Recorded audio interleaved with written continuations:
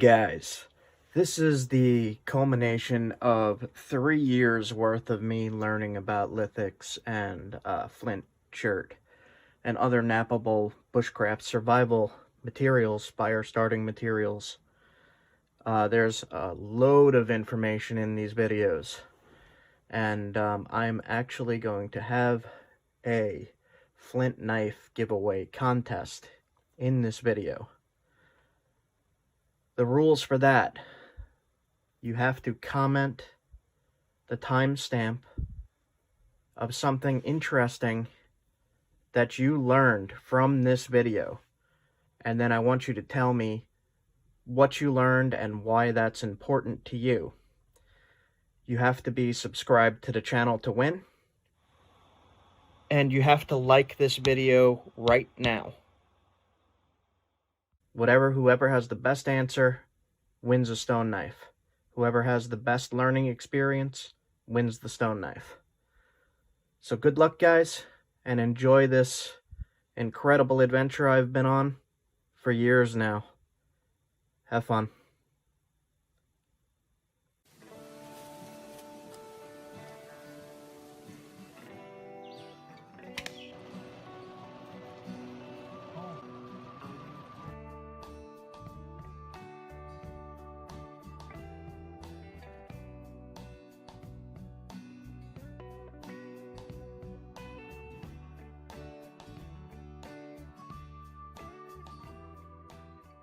On a creek, you could hear it, and I got a bag full of flint from down in there.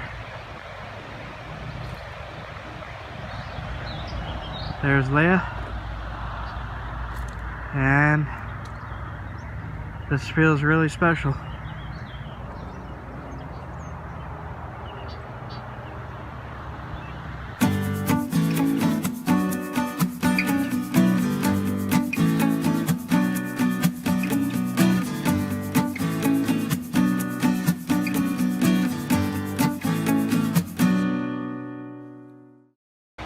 This is the creek I'm getting my chert out of.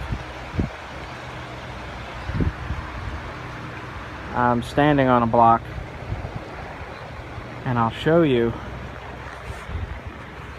right here is chert.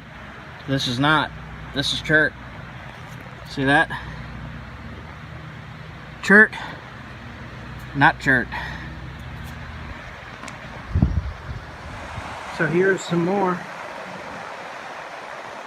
You see this vein running through? That's chert. That's chert. And the outside of it, this stuff here is limestone, and the shinier stuff is the chert. So getting to this is the trick. I don't have much room here, but there's chert in this creek. So the way that I find chert is I look on geological maps, and I look for like a limestone bedrock, and usually in limestone is some chert, and in this area there is a lot of chert. And right now we're in between a major river and a creek, so I'm going to take a look. We looked on like a Google Earth and zoomed down in on the creek, and you could see that there's a big rocky shore. So whenever there's a big rocky shore where you know there's limestone, there might be chert, and that's what we're going to go look for right now.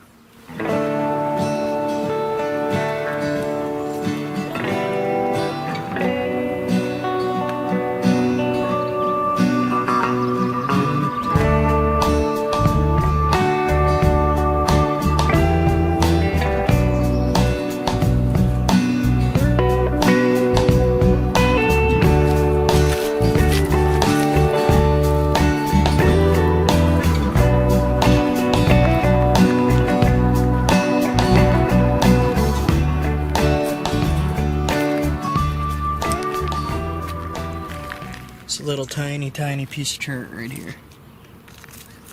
That's a good sign. And I could actually make a little tiny arrowhead out of that, but I'm not gonna. I found another tiny little piece, and this might be Onondaga Chert.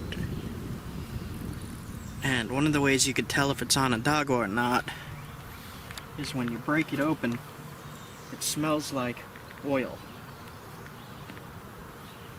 So we'll give that a try and see if that's what it is. Pick that up. And that is not Onondaga.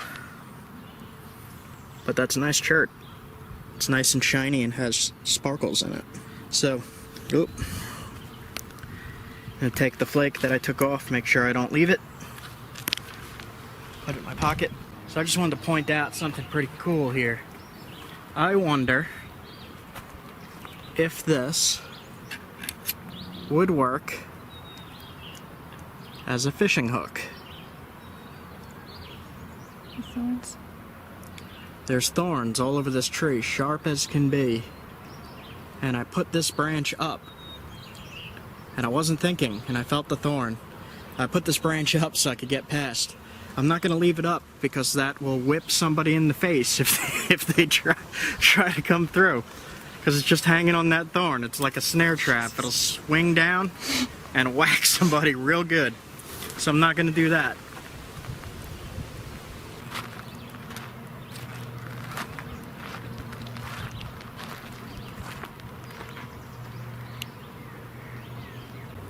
So this is no good, especially on a river like this. There's bald eagles flying around, there's hawks, there's falcons. They'll take this to make a nest.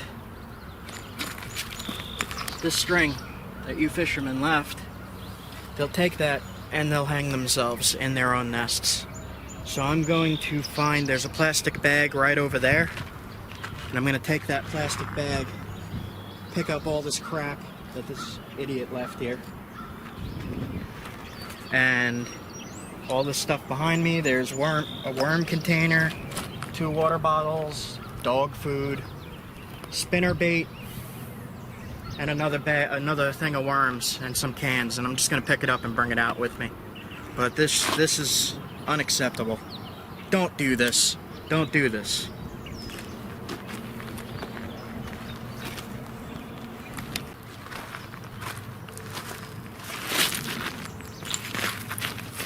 I found Chert.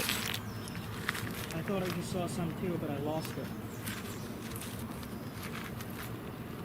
It's the black and the blue. How big? Tiny.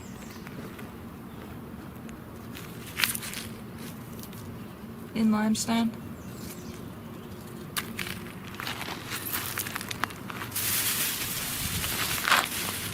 Okay.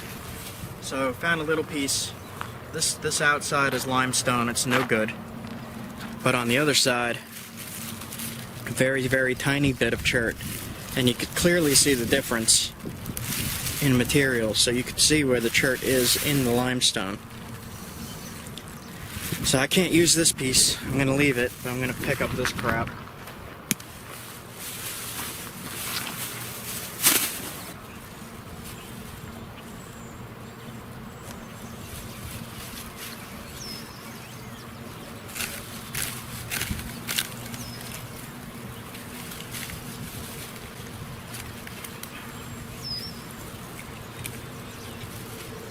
I feel like it doesn't even make a dent that I'm cleaning up after these people. It's because they're just gonna come back, see somebody cleaned it, and then they're gonna be like, oh, I could just throw my here again, somebody else will pick it up.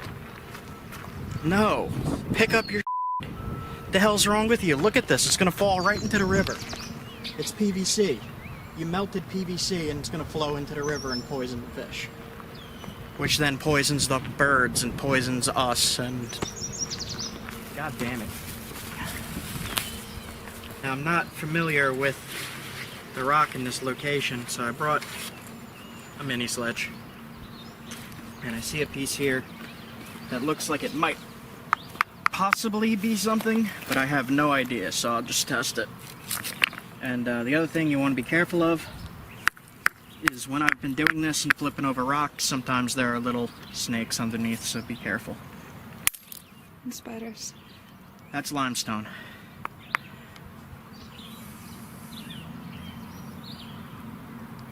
So, that is no good. And I see another thing over here, behind me, that does have spiders on it. That might be, this looks like limestone too, but we'll see. And it's limestone. So, two different kinds of limestone.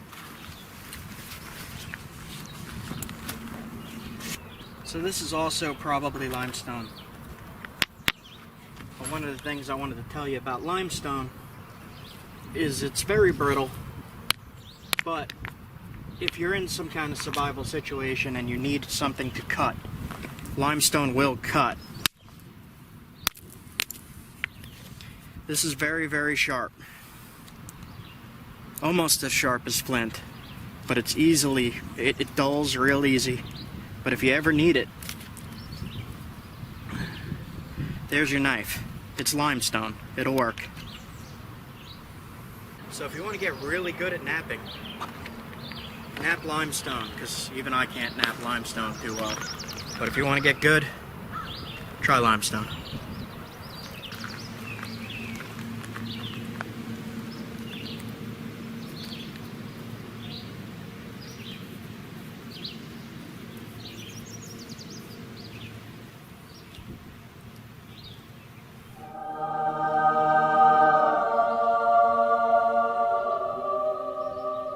So I just busted this little piece, and it smells real strong of oil. This is Onondaga chert. This is the first chert I ever napped. I got it free at a nap-in. Just a piece about this size. I made a little tiny arrowhead and I gave it to my dad. Can I smell it? Yeah. It doesn't last very long, but... It does smell like oil. Like petroleum. Mm-hmm. So that's cool. I've been looking for Onondaga since forever. Little glacial cobble of it. I will make a little arrowhead out of this because I love this stuff. It smells like oil. It's so weird. Yay! Finally, a little piece of Onondaga. I've been looking for this forever. Seriously, even just a little piece. Like, man, that's the first stuff I ever napped. 12, 13, 14 years ago. Oh man. Okay, I'm getting closer to finding it, at least. I could probably just ask other nappers where it is, and they would just tell me, and then I wouldn't have fun doing this, and I'm not going to do that, so. But if you want to give me hints, general location, like 50-mile radius, do that. Yes, do that. Especially for the Onondaga. There's another little piece right here. That looks more like the esopus.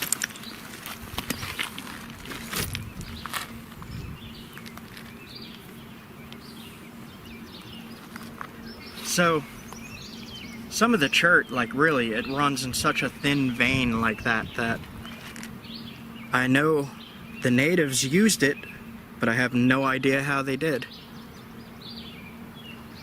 I was not expecting to find Onondaga here, not even a little.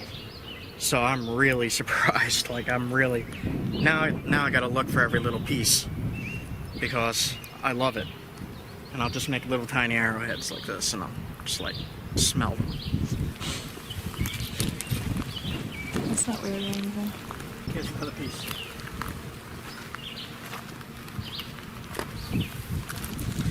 This might be more Onondaga. So, it might be. Let's see.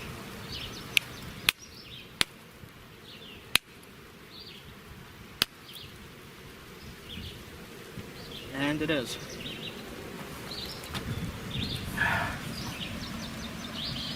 Sniff it. Sniff the rock.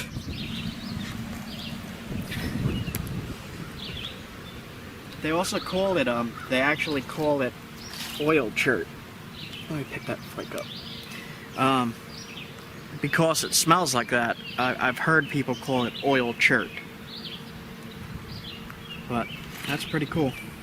So here's where the creek lets out, and there's a bunch of rock piles down there that somebody stacked. Kind of looks cool. I know people don't like those, but whatever.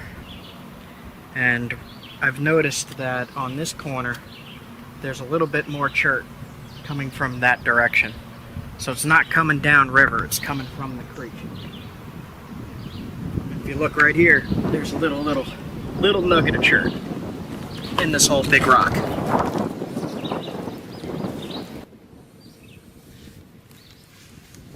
So here's another piece.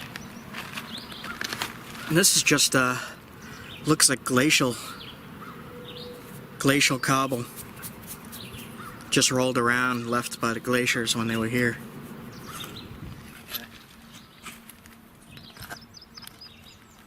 So you can see here, there's a clear difference between the limestones, the giant scary spiders. I don't know what that was, it was black. I'm kidding about giant, they're not really giant. But you can see the shininess compared to limestone. This looks like there's some limestone in it. So we'll give it a crack and see what happens.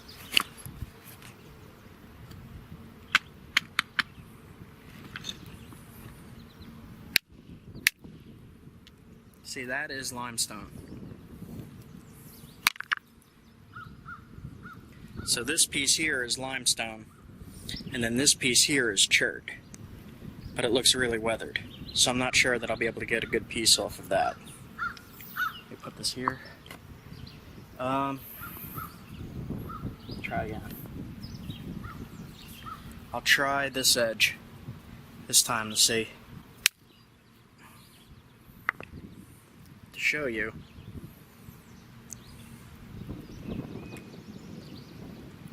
So it's chert, but it's not very good. That's still limestone. Yep. But that's a higher quality limestone. So this stuff you probably could knap. You'd have to be really good. I don't like to work it because it's really tough and it's really brittle. I think this is chert. So I'll see. Oh man, it's tough chert if it is.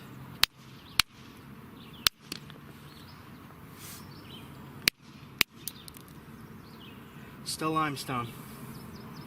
Thought it was chert, it's limestone. Unless, try more. There's the chert.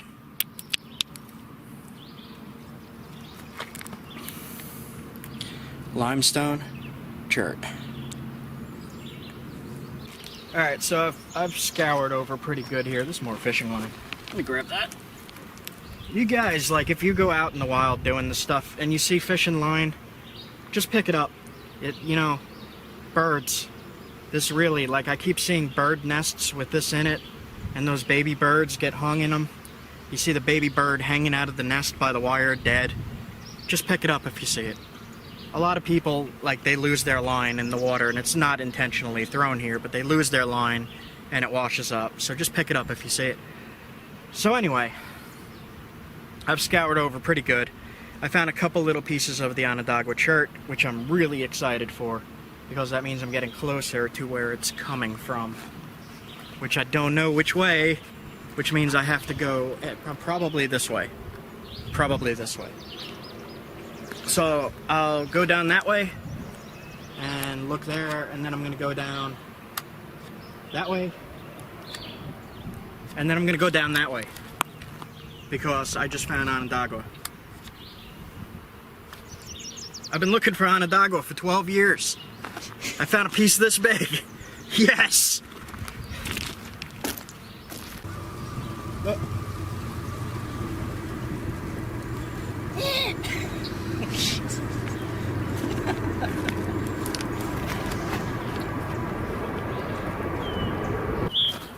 So about an hour, and I found the tiniest piece of Onondaga ever. Yeah! Also, somebody left their big grocery bag, so I threw all the in it. And I'm just gonna carry it out and get out of here and head elsewhere. But now I'm keeping my eyes peeled for little tiny pieces of Onondaga. because I like the smell.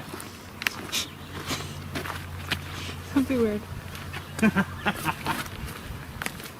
I wonder if I had a sled, instead of walking here, if I could just slide the whole way down to the river. It's so wet, you probably could slide all the way down if you had a sled. It might hurt a little. It might hurt a little bit, but that's okay.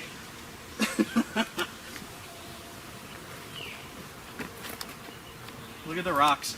You hit your on that thing going down. Ow! Cut through here.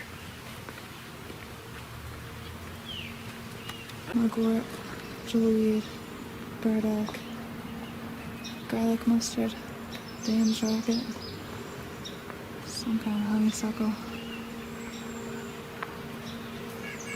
Jiminy creeper.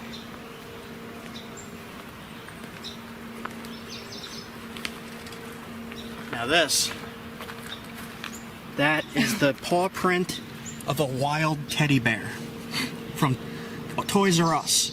They're extinct now.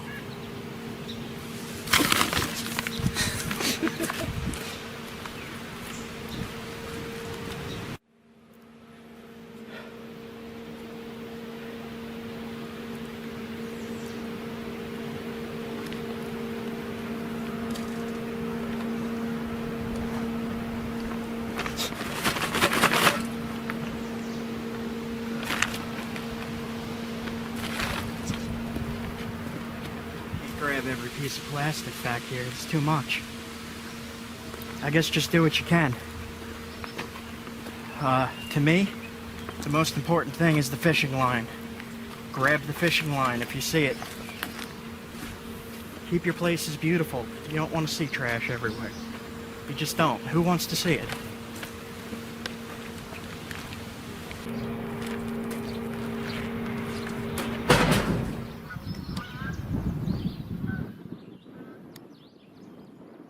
I just decided to do a quick pit stop here. This is the Erie Canal. It's got some cool rock formations and all.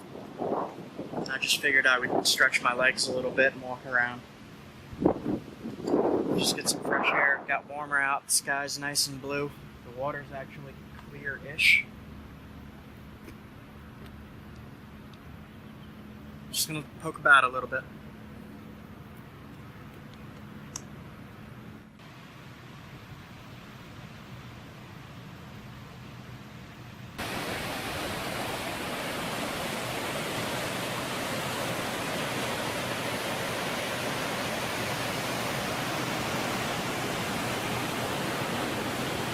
Get out the road.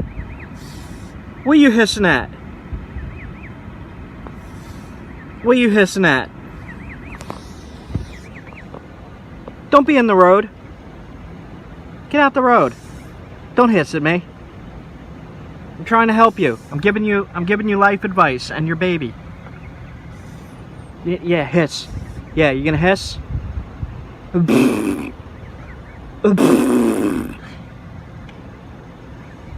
Get out of the road. Okay, be safe. Be safe. See the baby? You gotta be safe for the baby. Okay, I'm leaving now. Oh shit, it's gonna attack me. Attack goose. Attack goose.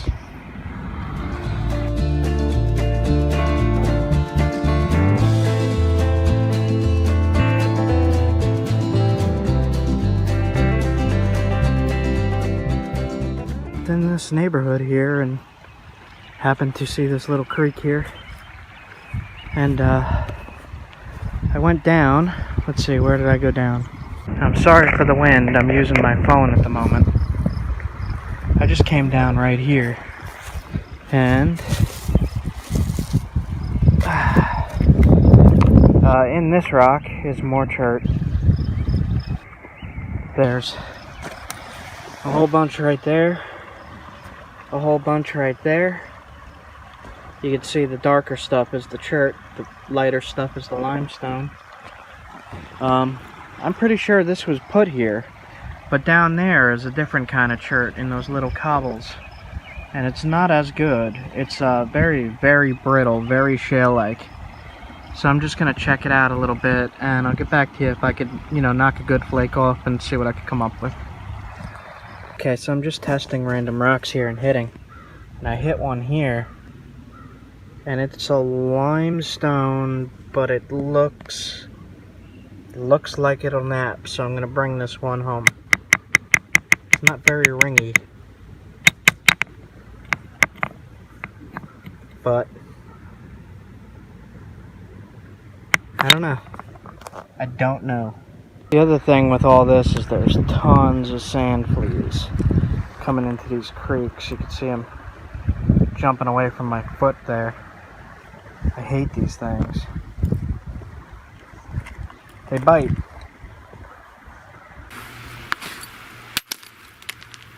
Quartzite, which I don't want right now. Yeah, that's a higher quality limestone. I'm not going to take this though, but you could practice napping on this if you're new. And this is in creeks everywhere. Alright, guess I'm going to head out. Limestone Creek. Saw this and I pulled off. They had grills here. But this water is like, wow. I'm still looking for Chert. But this location is just really, really beautiful. And there's like nobody here. I don't get it.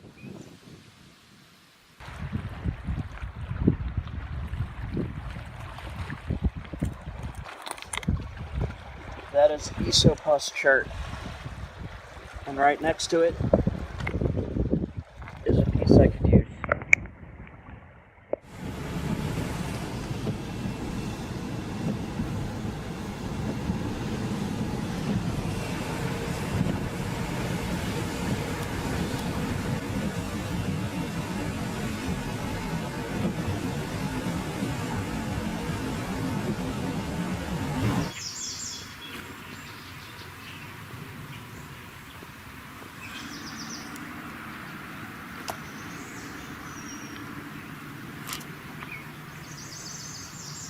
So we've just been driving around and stopping at different areas where the creeks come through and let out, and looking at the rocks and just picking up any little bits of flint that might be from cobble or glacial cobble, glacial rolling around. And I don't really see too much here, but this is what we've been doing. We've just been stopping and looking and enjoying the areas. I'm not finding too much flint so far, but I'm really enjoying myself. I'm having a great time out here.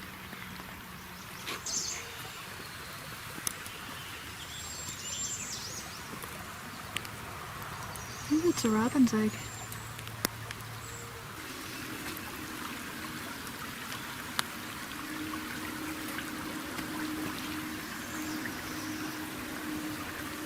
No rocks here. Maybe right in the water.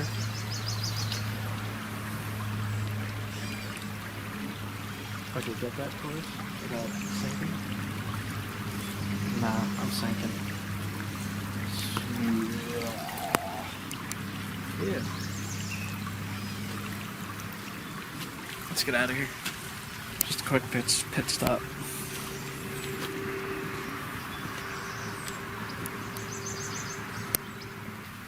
Giant dog down here.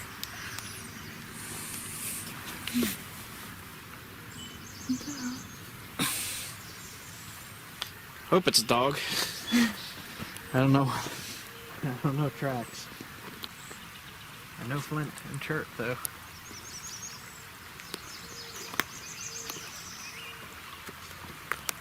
Oh.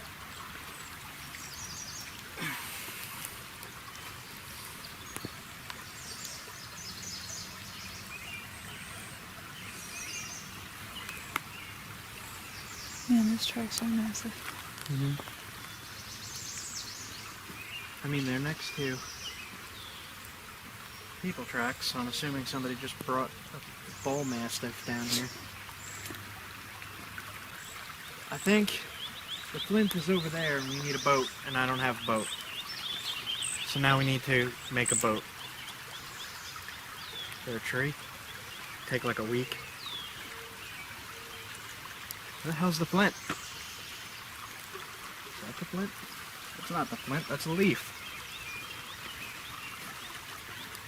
After staring at something like this for so long, you get something called rock blind and you start to get really dizzy.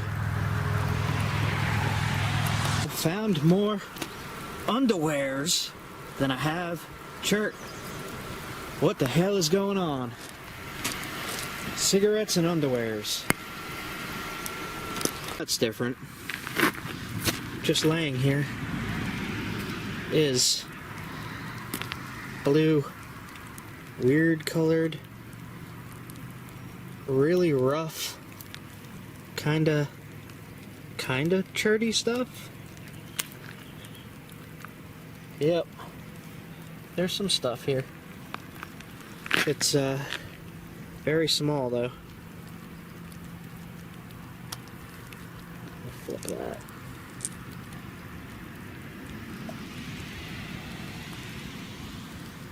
I'm having trouble finding larger stuff. I can't do anything with something that small. I can make something called a, there we go. Something called a bird point, but even this is rough here and the only good spot is there, so that's no good. That's unfortunate. I mean, there's little chips.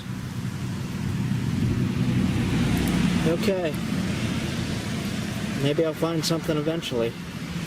Like, really, this is harder than it appears. And I know I have some viewers that get really discouraged. But, like, look at what I'm finding. I mean, it's small. That's the piece I was just holding, and there's not much. And it is really difficult to find. So when you find a piece that's big, you're very blessed. I'll get back to you if I find anything.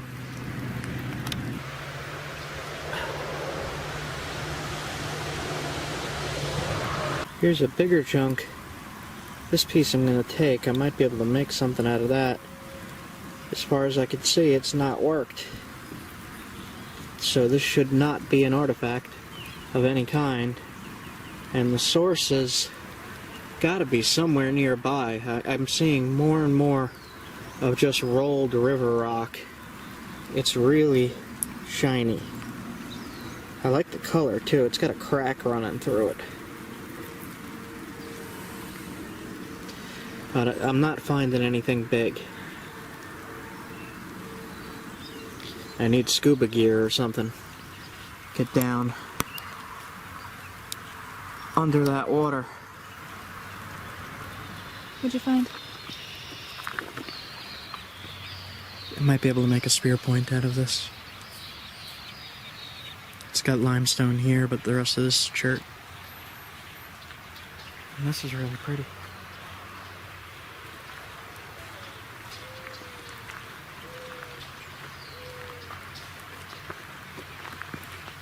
There's more of it right here. This is really pretty stuff. It's blue. I need a bigger piece though. This is what I like making now. So those little pieces. There's another little pieces. Ah. Bigger piece. Thank you.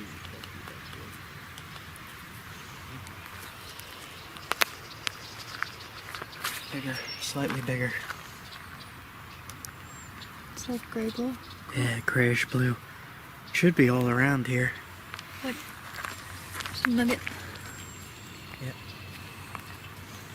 It's another little piece right there. Here. This is in its That's a vein of it, but it's all decayed. Yeah. Not decayed, but cool color. weathered. Oh, look.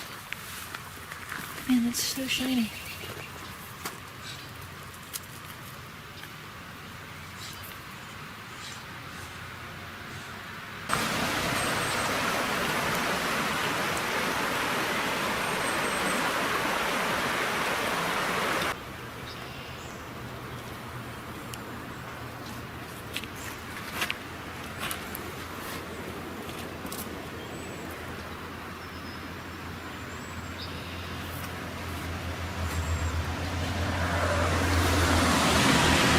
Surprised I'm not seeing any of the blue down here. What is this?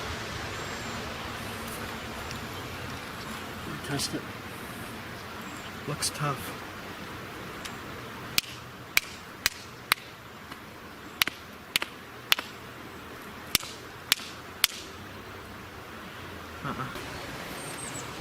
Chert. Lots of limestone though. Yeah. So I might be able to split it right here. See that line? Yeah.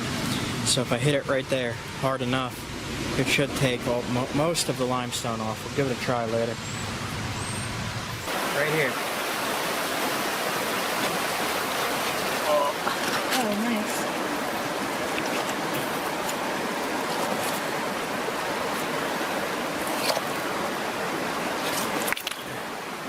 This is it.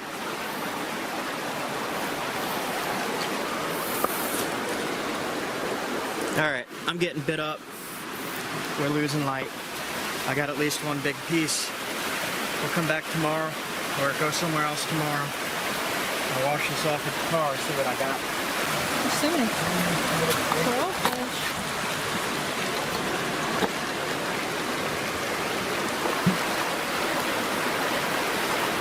Big fish to show.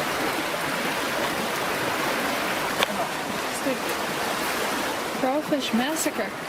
Oh my god.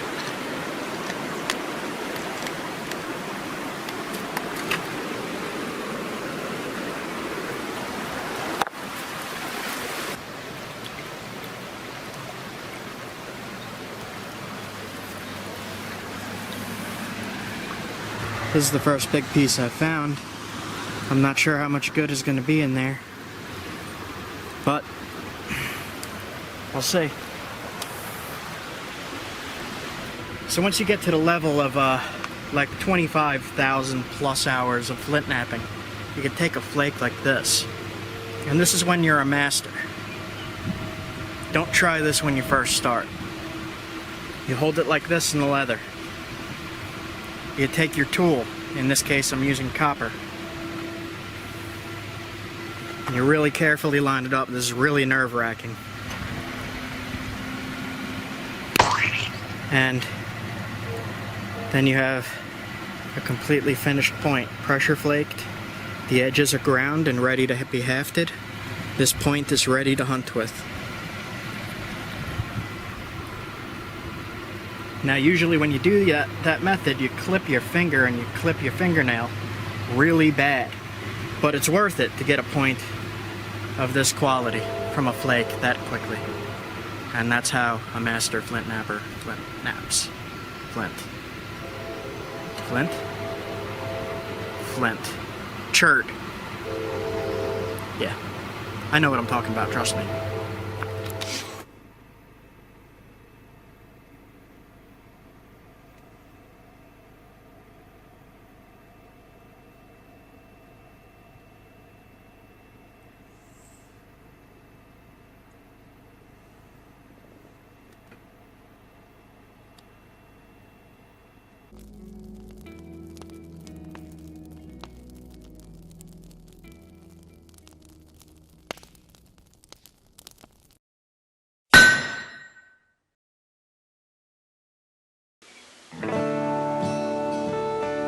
Hey YouTube, how you guys doing? Today I'm gonna use some footage that I recorded in the museum here, where I actually learned how to flint knap, and where I actually learned a lot about what I know about stone tools.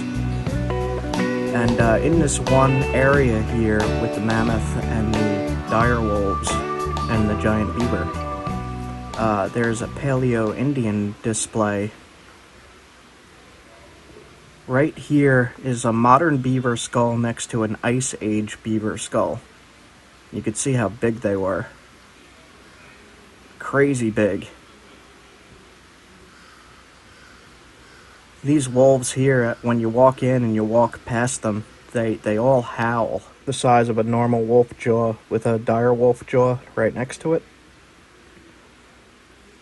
You could say it's quite a bit bigger. And this here is the Paleo-Indian display. They are hunting caribou. They're directing the herd with tanned hides and hunting them with fluted spears with boar shafts. It's pretty self-explanatory if you look at what's going on here.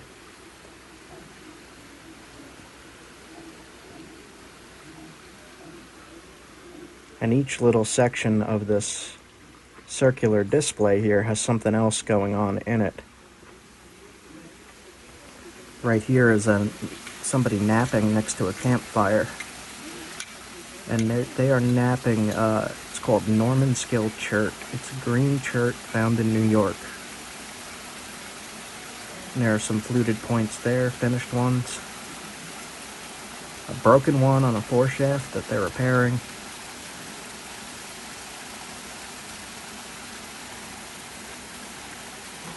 They even got like running water in this display. It's really cool. Like, this is one of my favorite things at any museum. Description of tools found at these sites: side scrapers, end scrapers, cutting tools, flake tools.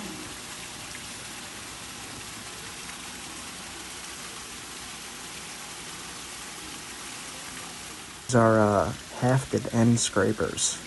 I went over in another video how to make one of these end scrapers for use that you might want to check out.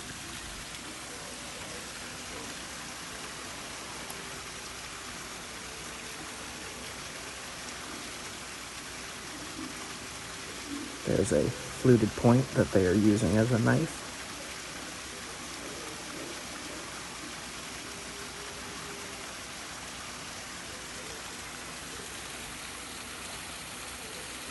You can see there's a lot of different activities going on. There's a lot to look at in this little display. Here's him using a thrusting spear with a clovis or fluted point on it, killing the caribous. Caribous? Caribou? Caribous? What's the plural of caribou? Probably just caribou.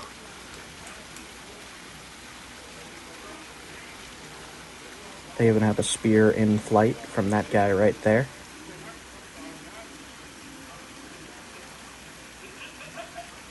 Using his atlatl spear thrower and throwing dart. Here is a description of some of the tools found in the display: side scrapers, fluted spear points, choppers, end scrapers.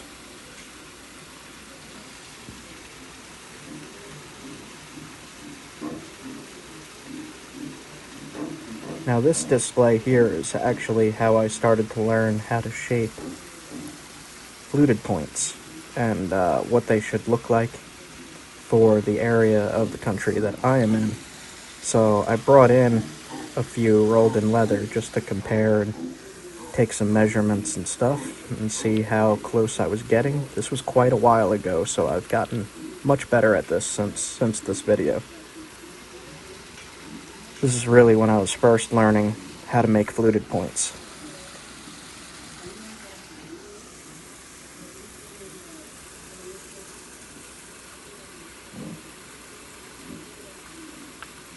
And I figured I would just bring in the points to compare rather than try to do it on a picture.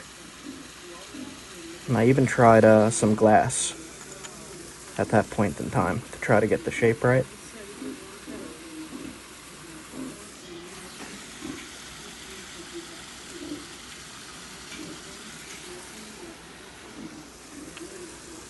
This one was pretty close. It was just smaller. But I did 2 flutes on that one.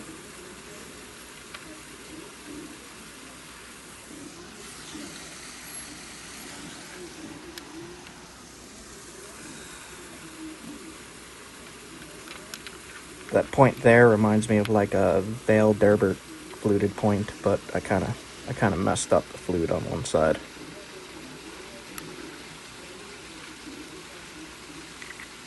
And it's the the same material in the display. It's Snake Hill Chert from River Cobbles and Normanskill Chert from River Cobbles. So it's a little bit different than what the extremely pure stuff they have in the display there, but it's a good comparison for me, personally.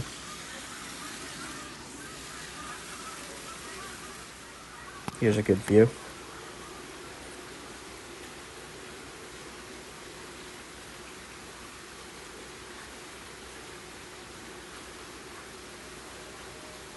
This display here is one of the coolest things I've seen in a museum. And I really wanted to share it with you guys. And really, this is how I learned I even had a half fluted points with the sinew, was this display here. I'd really like to know who made these points for the display. I have no idea. It's not really written anywhere. There is a few names on other displays, but I'm not sure it's the same person that made these.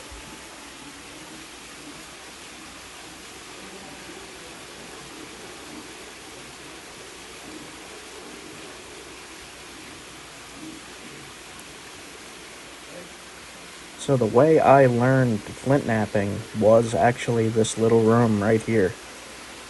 There's, you can see those monitors along the side of the circle, and on those monitors they have videos that play. And in this video, I show some of that video with it's a clip of, I think it's how to make a fluted point or just how to flint knap. And there's quite a few videos on these things. This is all artifacts found right near the museum, like right there. And it's made from the same New York chert. You could see what the spear point would have looked like. That's the actual artifact in the case there. And there's I guess a cast of it.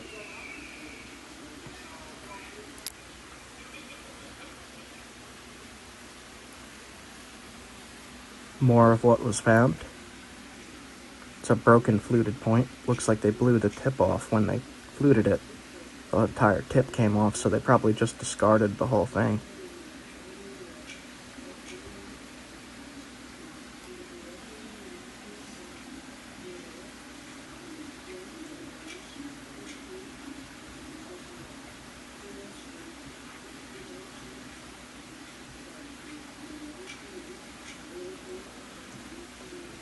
It's a little utilized flake, or a flake knife.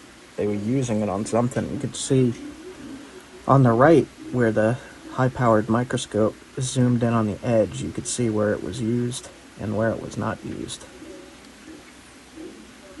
9,500 years old.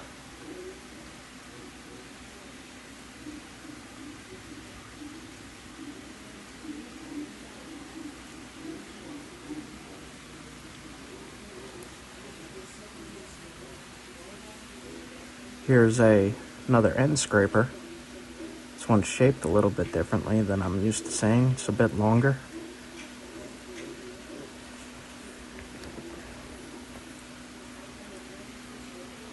And then a display of what they thought the camp might have looked like, where they were working on things and processing game, processing hides, cutting up meat. Right here is an entire reconstruction of a foreshaft and dart. And that material there, the yellow material, would be Pennsylvania jasper.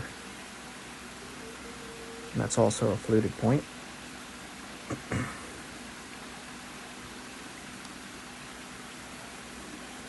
And that's wrapped with sinew and hide glue.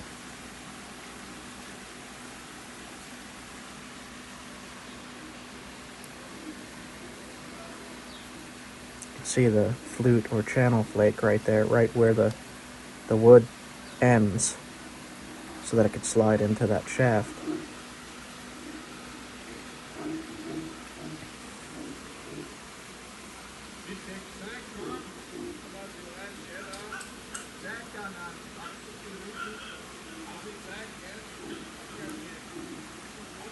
It shows how a atlatl would throw a hunting spear, such as that right there.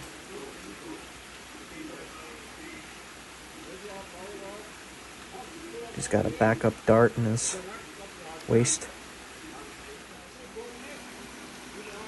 And this guy here is throwing one of the spears from the atlatl, and the dart is in midair on its way to hit the caribou.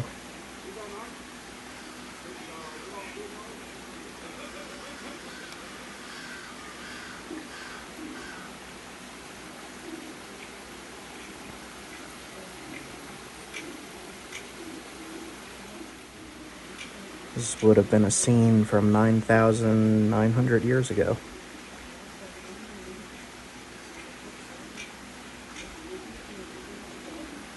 On here they have many different videos that we could go through.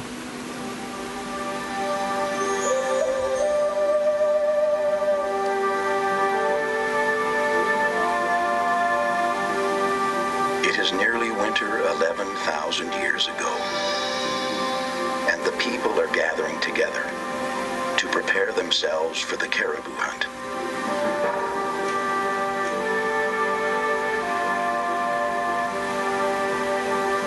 Experience has led them to this place at this time, to await the caribou's arrival. For the air is turning colder, and the caribou are on the move toward their winter grounds in the shelter of the hills.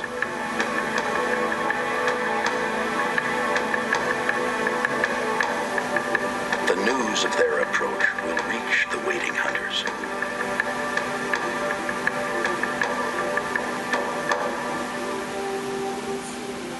The hunt is nearly here, and the people gather to discuss the task ahead and to give thanks for everything the caribou will provide in the long, cold winter that lay ahead.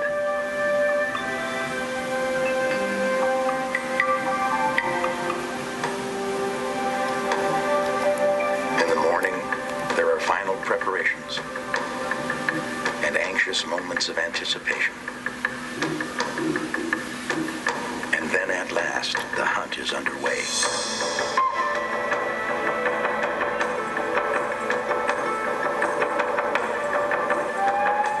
It's a good depiction of everything that was going on in that And as district. quickly as it began, the successful hunt is at an end.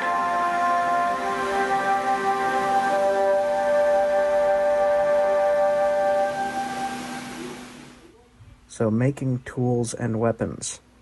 The guy in this video is in the Flintknapping groups. His name is Noel Grayson. And these videos here taught me a lot of what I originally knew. These videos is how I learned how to flintknap. Just go to the store and buy something to eat, you know. Before you went out, you actually had to make your tools. It shows him collecting flint Noel Grayson is an and educator finding at his the flint Cherokee sources and Heritage testing Center it. in And Tahlequah, Oklahoma. He is also a skilled craftsman who, after years of practice, has mastered the prehistoric art of making stone tools. It's really just carving, using the rock as a medium. You want to start with a thick one and take it down and reduce it to the size you want to.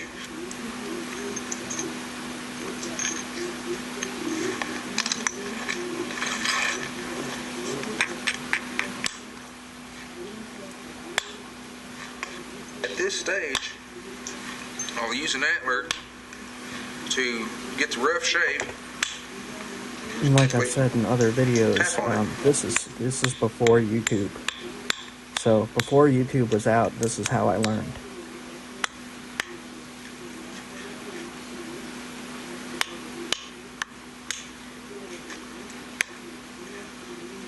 Once I get it thinned down, I'll start pressure flaking it. This not only gives you a sharp edge, but it also gives you the shape that you want. The final step in making a stone point like the one seen in this diorama is a process known as fluting. Out of this, I'm going to attempt to put a channel flake right up the center, right here. The same as this. It's extremely hard to do. Anytime you hit the base end of a point like this, there's always a chance that you're going to snap it right in half.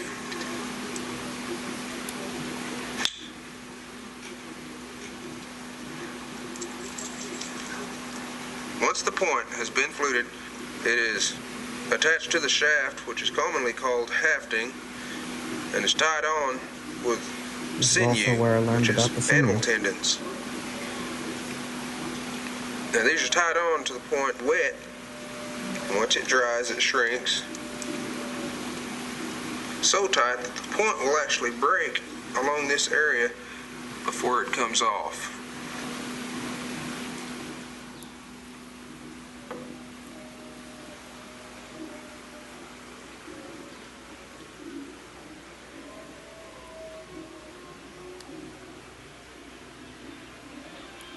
Alright guys, I am going to stop this video here. I hope you enjoyed seeing some of the stuff that I researched at this museum. It's called the Mashantucket Pequot Museum in Connecticut. And this is where I learned a lot of what I know. So I hope you guys enjoyed that. Give me a like, a comment, a subscribe. Let me know what you think. Look at this dog's paw. Dog. Direwolf. Okay, guys, you have a good one. And I'll see you soon. Thanks for watching.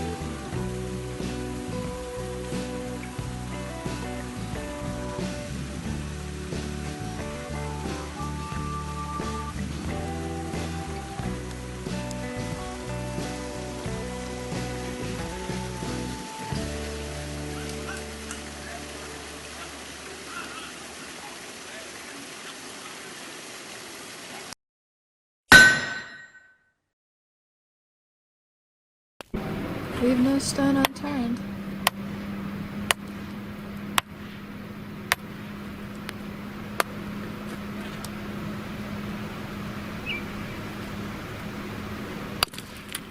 So, yesterday, we were looking around in the creeks and only finding little pieces like this. So I drove up into the mountains a little bit, hoping to find Chert and Flint. to be able to make knives and spear points instead of small arrowheads. The stuff I found is good for small arrowheads so far, but I'm hoping to find some bigger pieces of chert.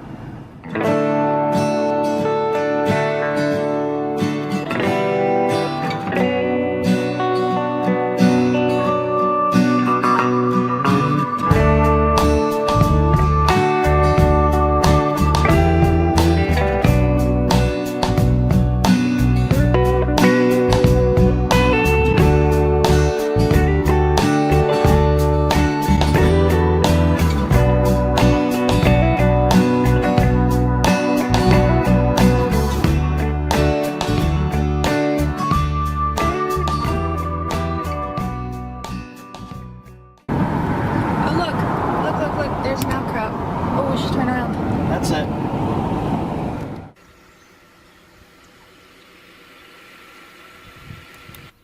Found an outcrop of chert. And I'm not sure what kind this is, but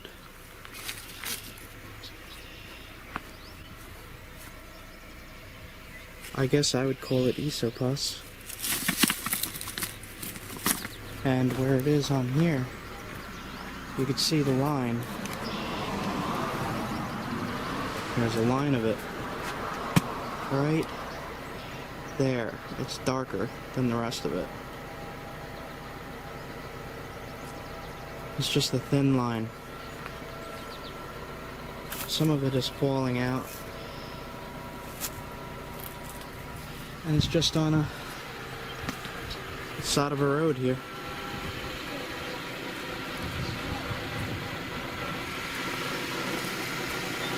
Yeah, that's good. Good chert. Is it in limestone? It is in limestone. Yeah. Cool. Grab that. So that's cool. Did you show him the vein? Yeah. Maybe you could point at it, just so we could get a reference of where the vein actually is. Right here.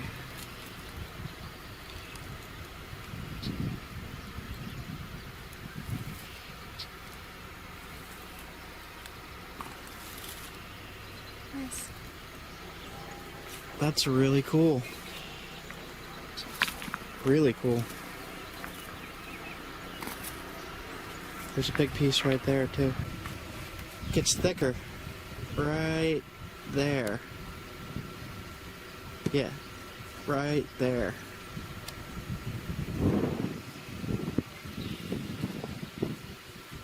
And there's some really good right there. Okay, I'm gonna turn this off for now. Let me just back up.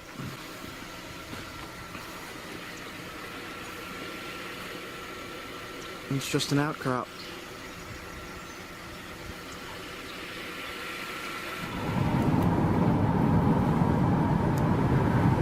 There's another outcrop just on the roadside again.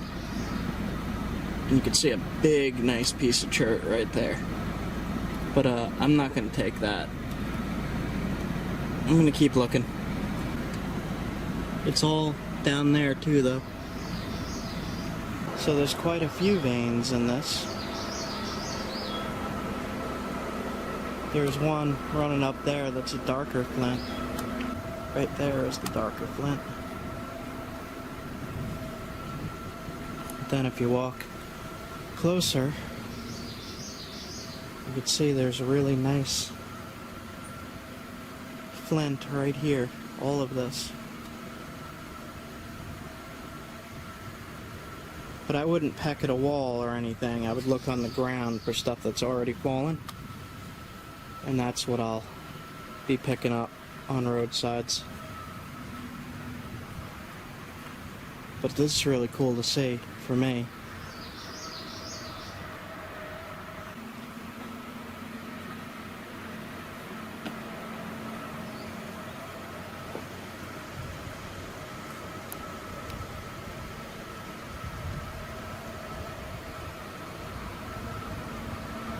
Was driving past and I almost hit this little guy.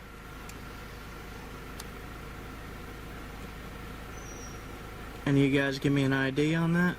I'm not gonna get out of the car and mess with him because I don't know a thing about snakes, but he's just chilling in the road. I'm in my car. That's a cool looking snake.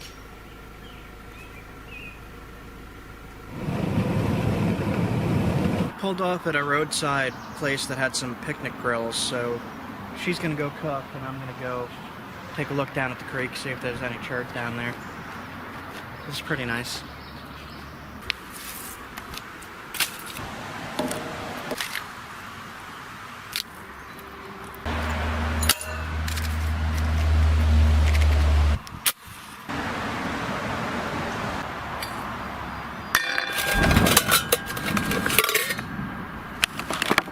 What was that?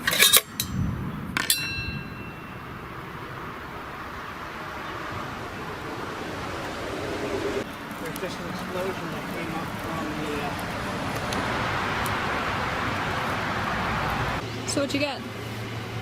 So, I saw this sticking out in the creek, and I hit it, and it was limestone on this side. I hit it again, and there's little bits of chert in there. So I flipped it over one more time, and I hit, and there is a big vein of chert going through the middle of this. So I might be able to get something out of there. It looks like it goes straight through. Cool. And then this, I knocked off a piece down there. It's mostly limestone, but there's some of that nice blue chert in there. And it's blocky. And I'm wondering if the artifacts around here are having lines go through them like that, and if they actually used pieces this big or not. I don't know this area. But I'm hungry. We're making lunch.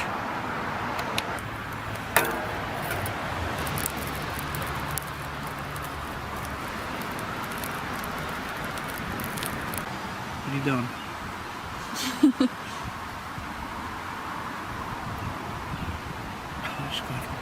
It's just hot. Hot. I just want the clams. So I knocked this piece off of here, and inside is a little tiny bit of chert, but I think this piece has some more. So I'm going to try to knock just this piece off. It's very glossy in certain spots.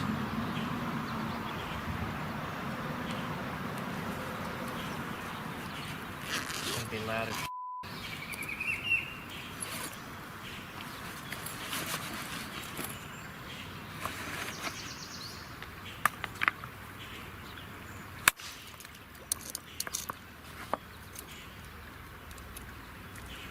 this whole piece is chert. If I could split it.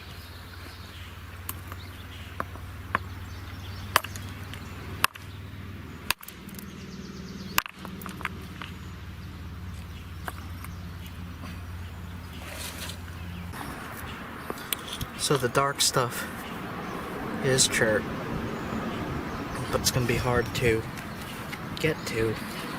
And the rest is limestone? Yep.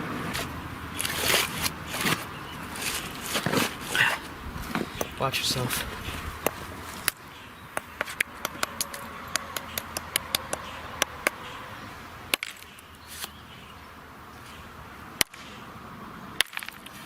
There we go. That's a pretty good piece.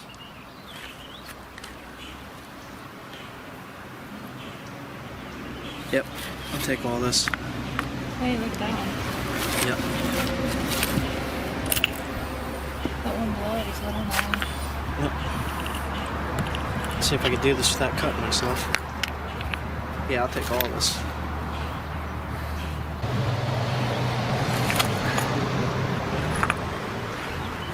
This'll work. I mean, it's got a lot of limestone in it, but it's also got a lot of chert in it, so it will make a knife. I'm gonna knock the limestone off. Yeah, I'm gonna knock this whole piece and I'm gonna spoil it all down Okay. as much as I can. Cool.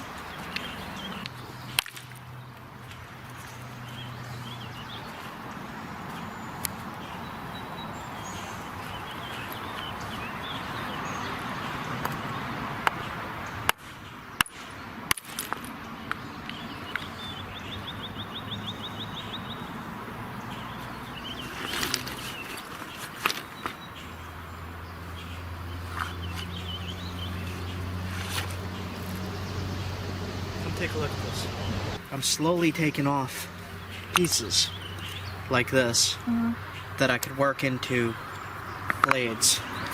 All these little flakes and stuff I'm going to take for spear points and knives, and as long as they don't have too much limestone. But most of this is, I could use it, surprisingly. Oh, check this out. That's like a cajillion-year-old snail. Oh, it's a fossil. Cool. And some kind of bug. I should actually take that too. It's pretty awesome. Man, that is cool. Huh. It had freeze damage in it, so I managed to split it. So I'm going to take this whole piece, because this all looks good to me. Ow, that is sharp, Flint. Flint is sharp, yes. Cool. Yep, this is all coming with me. Sweet. Yep. Yep. Man, look at that. Right here is a bunch of really, really old fossils. That's really cool. I could feel that it was a shell. It's actually lifted out of the rock. Really cool. So, that fossil that was here, I wanted it. So I busted it off. And I'm gonna take it. And I'm taking all of this because it's all good. Well, every one of these is a spear point or arrowhead. So I'm taking all of it.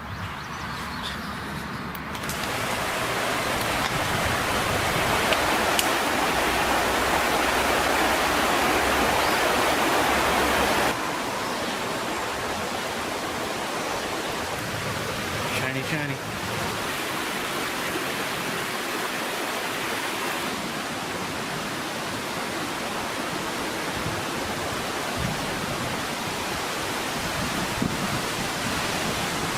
Water's coming this way. So I thought it coming from there. But it isn't. It's coming from here somewhere.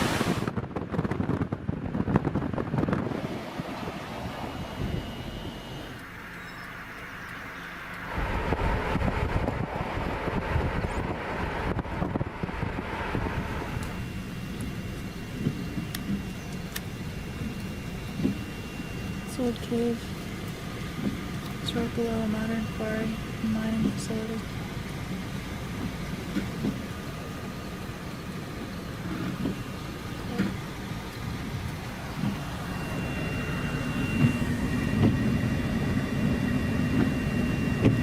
See, this is all that limestone.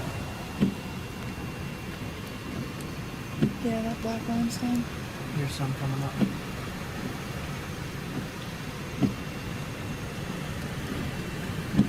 Up higher too. Right up there is the Yeah, I black. see it.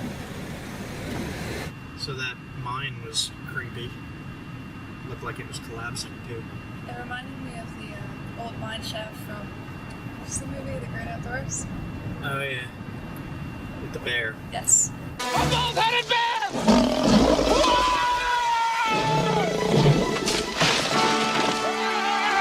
Big bear! Big bear chasing me! Big bear! What? Big bear chase me!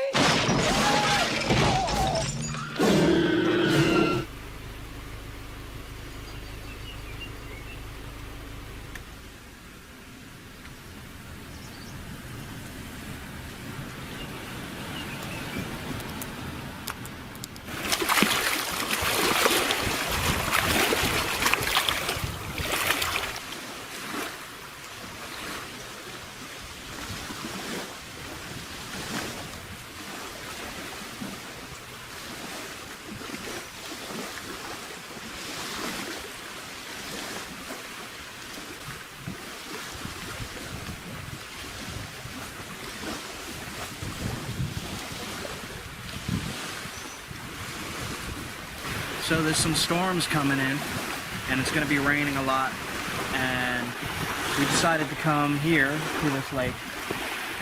There's some big pavilions and primitive camping, so we're going to wait the storm out here. It's really pretty, and I really like it here, so I'm staying here.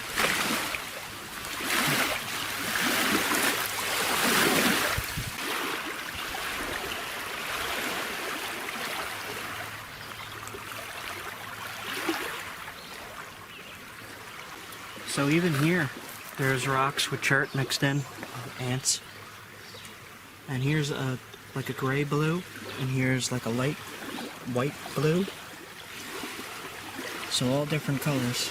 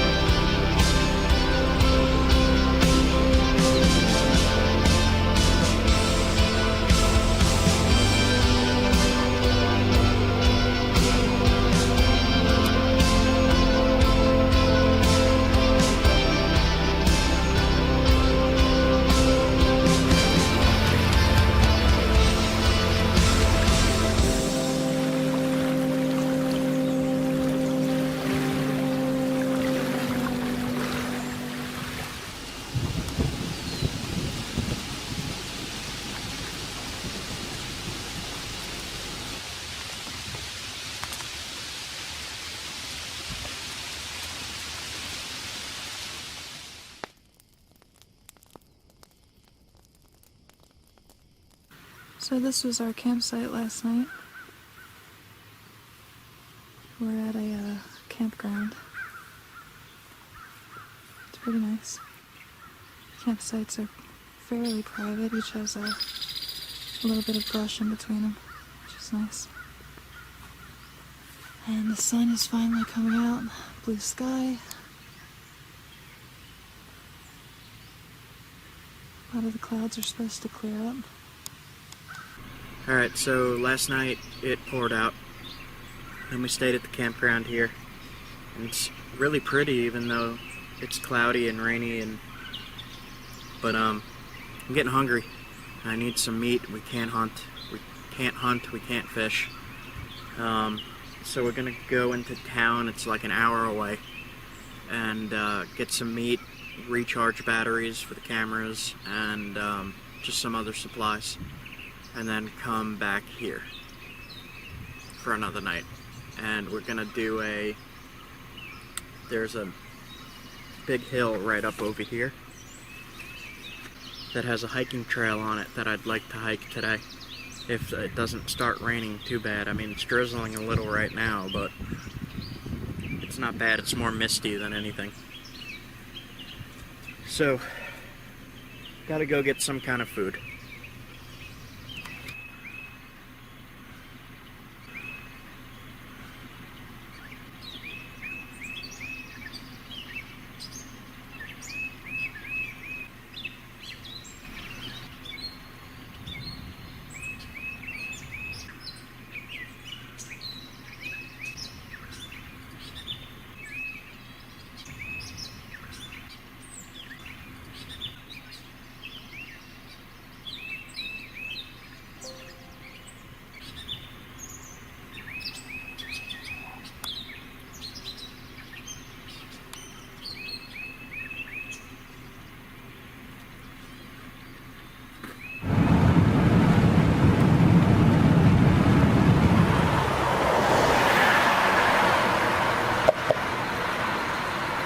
So I made a little pit stop here.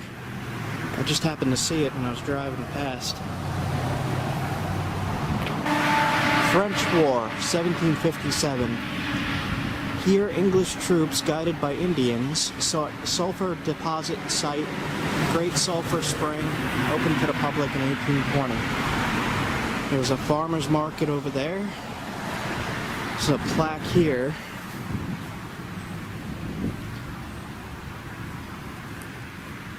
It was something weird. When I pulled up, it stunk. It smelled like gas.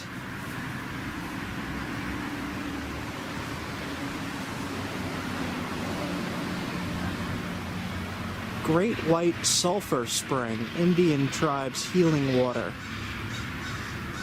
Caused resort era, 1800 to 1940. The origin of village and official seal. And then there's something here.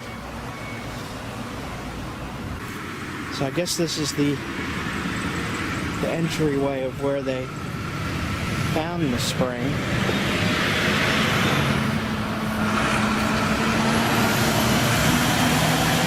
So this is actually the spring right here, right at the road.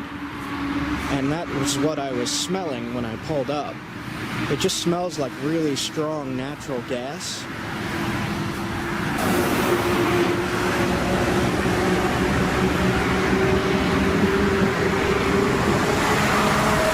Oh yeah, that stinks. That stinks bad.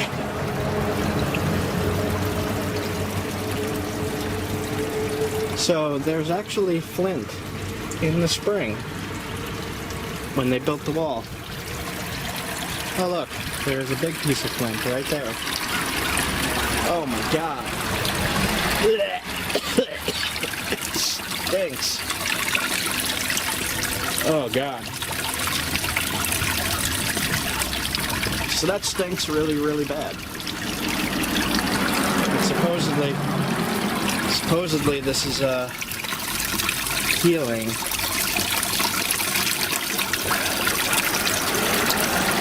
Oh, yeah, yuck. I don't know about that.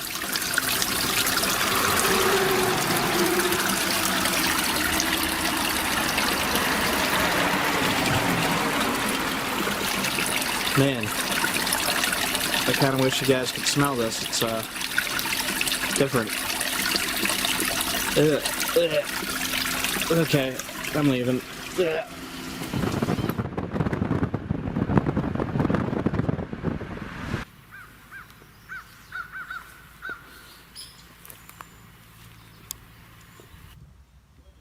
So, gonna have to agree with Jeremy, one wild crafter. Maple syrup on everything. Yes. Probably more. We'll see. But yes, I agree.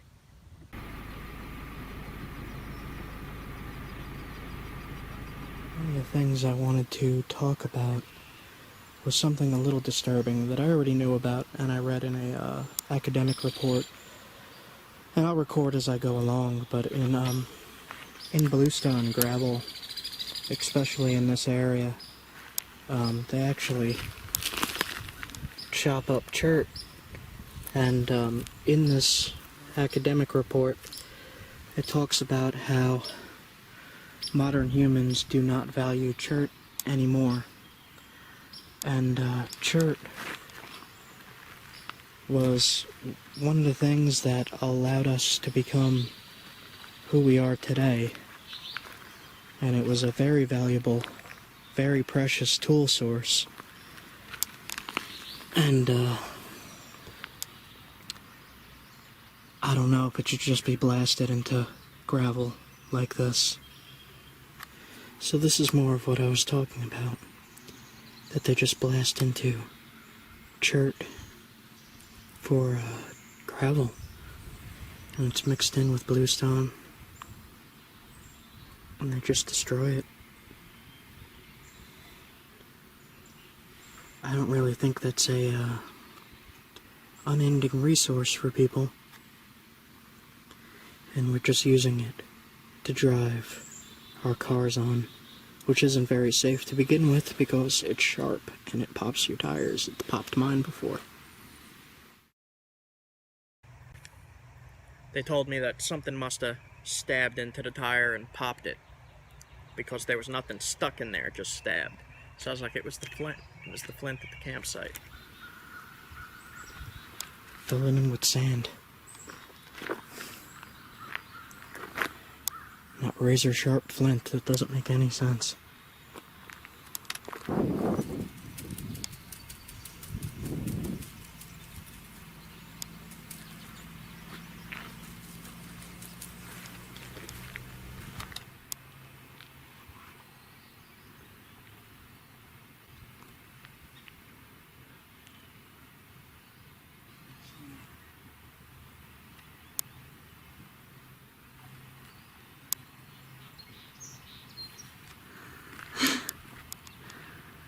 Doesn't work so good if they're facing you.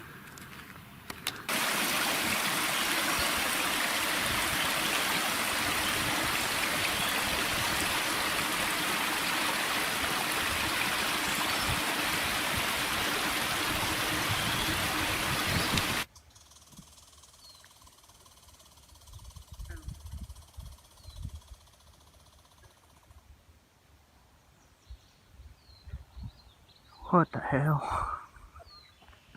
What was that? Never heard that sound in the woods before.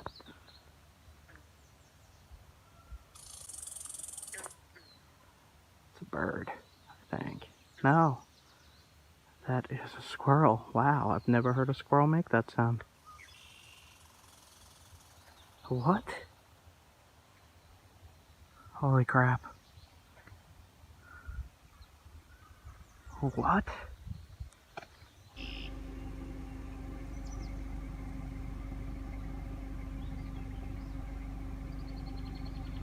I was watching a great blue heron viciously murder a fish.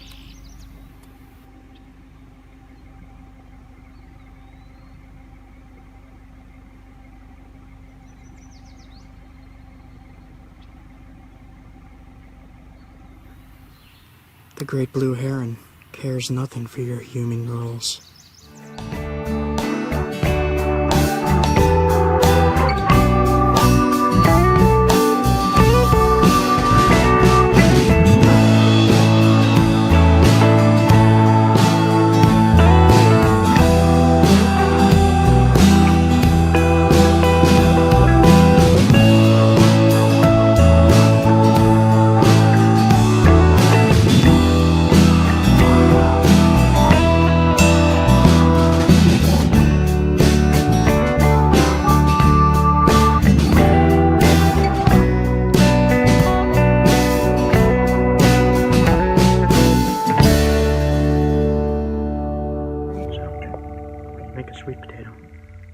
cut it.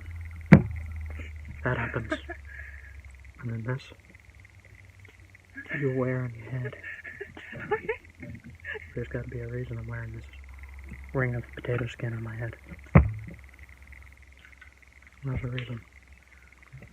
You'll see.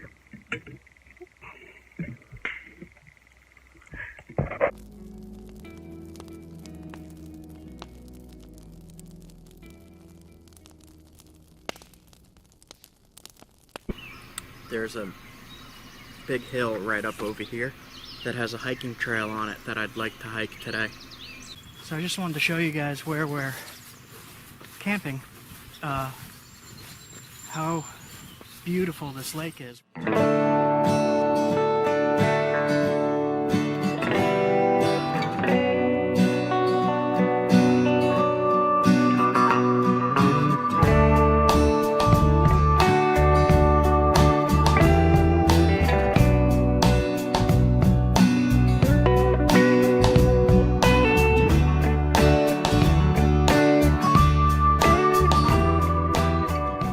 There's got to be a reason I'm wearing this ring of potato skin on my head.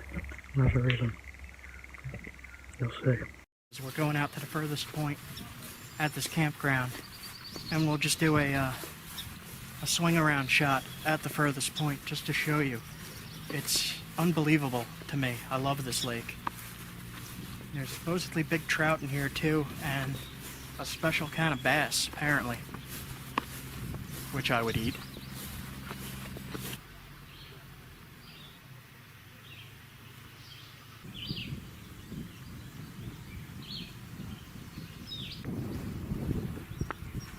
Crayfish or crawfish? Or crawdad. Or crawdad. Nobody knows. Nobody knows the truth. That's pretty cool. It's laying right here. Bird food. Oh, so that's something that I should tell you.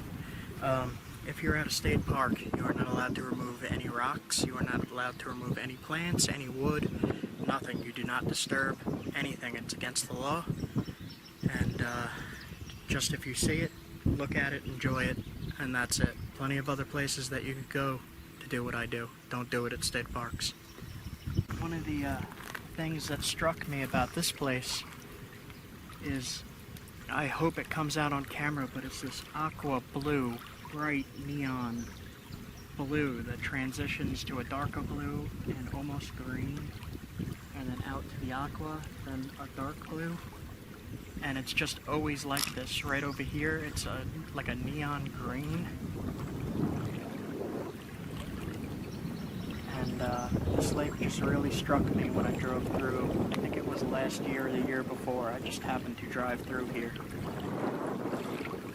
And I found out they had camping, so I had to stay. At least one night. But I did two nights.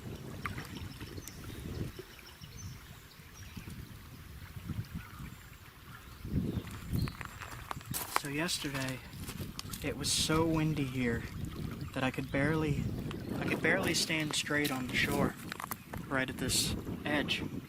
And I was standing here looking out as it was raining and the wind was hitting me. And this bird came flying past, and this huge gust of wind came, and the bird went and smacked right off my head. And that's probably the feather he lost when he smacked off my head, because that's the color of the bird. I don't know what kind of bird it was. He was moving at the speed of light. And it hurt. I'm sure it hurt him more than it hurt me. So I've been finding a whole lot of fossils. I'll show you this one. That's really cool. Sorry, I'm weird about things. Just random fossils. I've not seen that. And Leah is super happy because she found some skipping stones. This whole beach is skipping stones. Yeah, the whole beach is flat stones.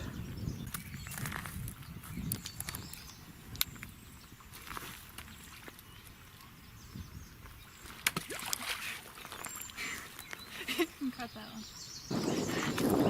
Look at that, perfect.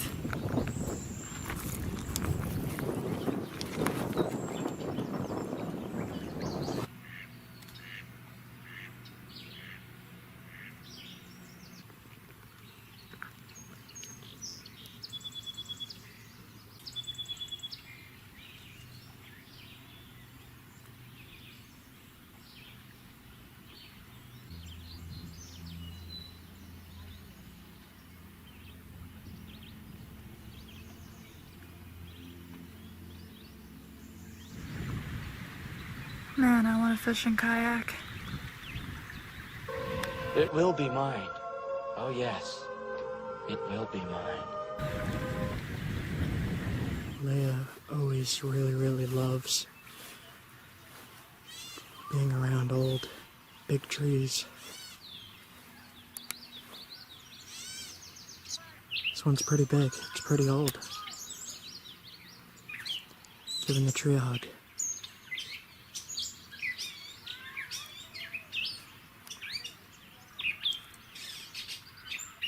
She's always hanging out with trees.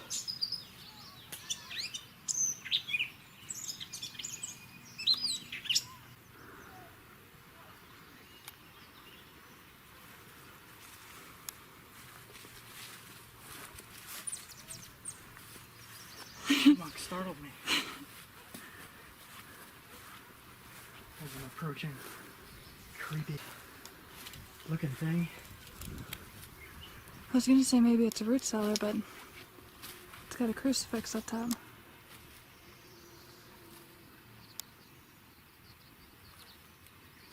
Looks like a mausoleum. Yeah. Huh.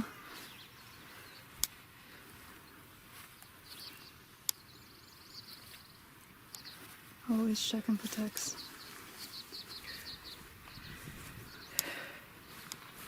Look at that blue. Coming out on camera? It's sort of coming out. Not as pretty as with my eyes, though. So we're gonna try for a very muddy hike to see what we could find. Maybe some Toys R Us teddy bear tracks, wild teddy bears, or something fun. We'll see. I've never been in here before, so I don't know what's up ahead. I think it's a 2-mile loop. We'll see. Chipmunk cheeks. Kinda looks like he's smiling. He's just staying still so that we don't see him. But I see you. What do you got in your mouth, dude? This just turned 20 times more beautiful instantly. To me, at least.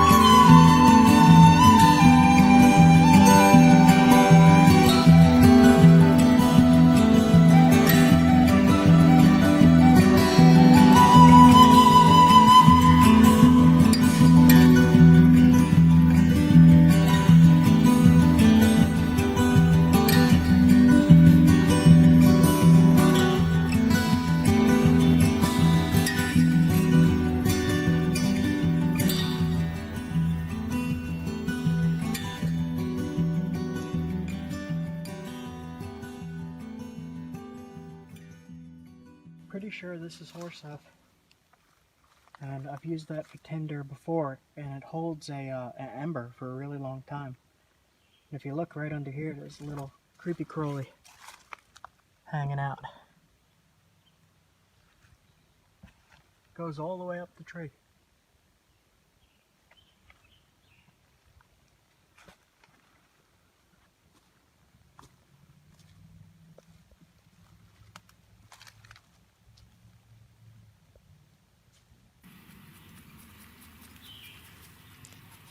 We're on the top of a mountain. Like we're at almost the highest point. Seashell fossil? It looks like it. And there's a little one right here.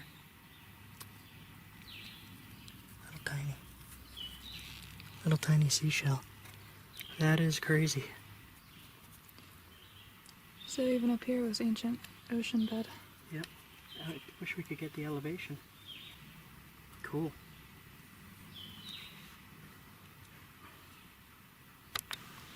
What is that? I don't want to pop it in case it's a bug nest. Is that from a creature or from a plant? Drop the ID in the comments if you know.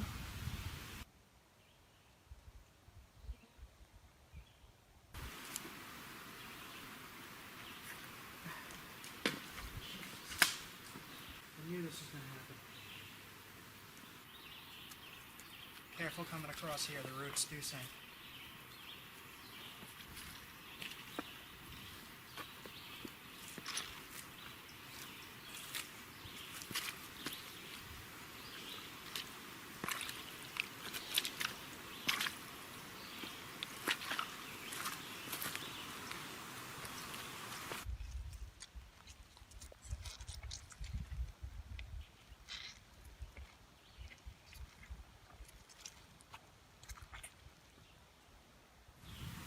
There's always a swamp, and I always sink up to at least my knees, and I didn't this time, and it looks clear the rest of the way. Yeah, I didn't sink.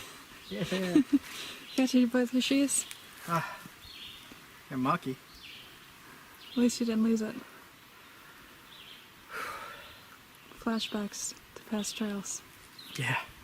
Disappearing shoe act. Yeah, about that, So quite a few times when I was walking with a walking stick, because I was really weak and recovering, I would walk into a swampy bit and sink down to my ankle, try to pull my foot out. When I pulled my foot out, You lose my shoe came off under the mud. Yep. So then I would be standing there like this going, Leah, help! Dig my shoe out! Yeah, fun times. It happened quite a few times. It did. I can vouch But for that. I'm getting better. I'm good. I didn't sink.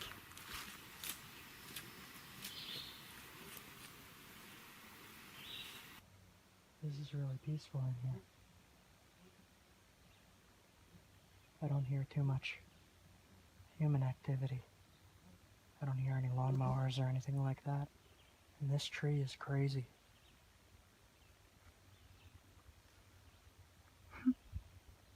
Mosquitoes are a little annoying though. Hey, tree.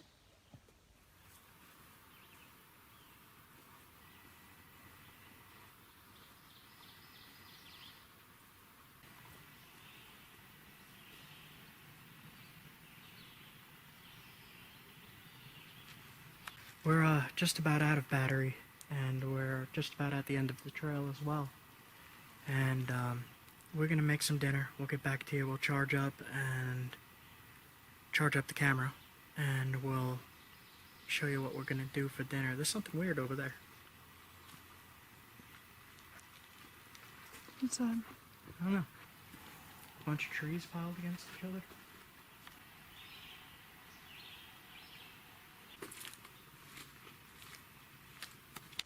So, we're just about out, but I just wanted to show you guys what the mountains up this way look like. And it's beautiful. Just a hike, just a short hike. Figured I would share.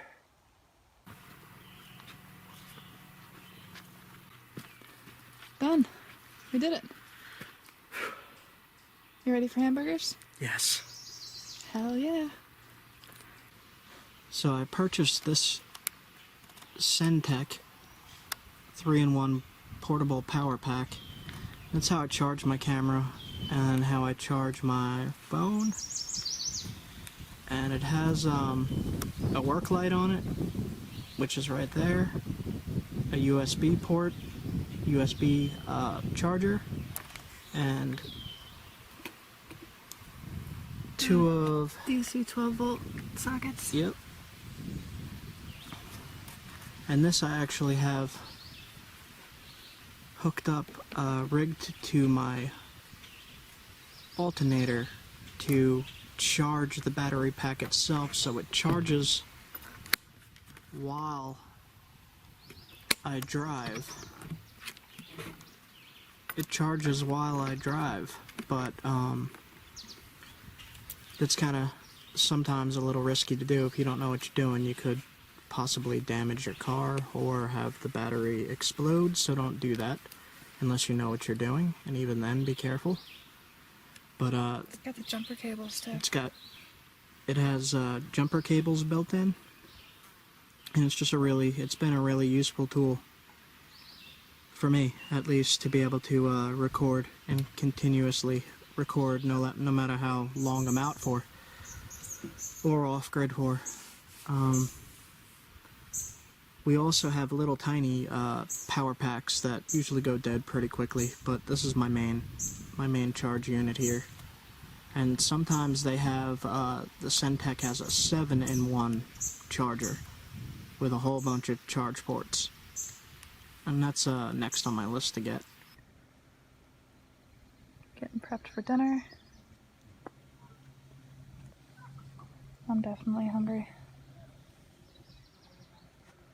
We're going to have hamburgers, beans, sweet potatoes, onions, mushrooms. I'm looking forward to it.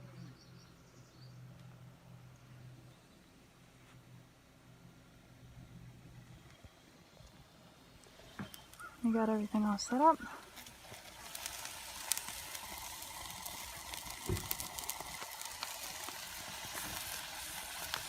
Cooking good. Flame's getting a little high. I made like baked bean style. Burgers. Potatoes. Alright, I'm gonna have to move these. Yum. Delicious. We are getting there. Beans are pretty much done. Burgers, the middle ones are probably a little overdone. Oh my god. So lucky. Safe! How about that? They look done. Burgers look good. I'll just say. That looks good. Those probably still have a little ways to go. Tasty mushroom on top. Sweet potato. Beans. Clementine. Ketchup. I make a sauce, we call it fancy sauce. For me. That Brennan really likes. It's my fancy sauce. It's ketchup. So good. But that's what I put in the beans. What's in the beans? Cool. Oh, and everything, right? A random puppy has graced our campsite to lick up the hamburger grease. Hey, sweetie. What are you doing? What are you doing, pup?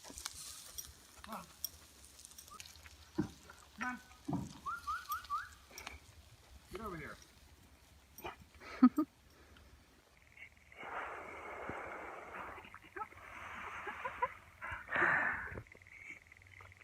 Why are you doing crazy things?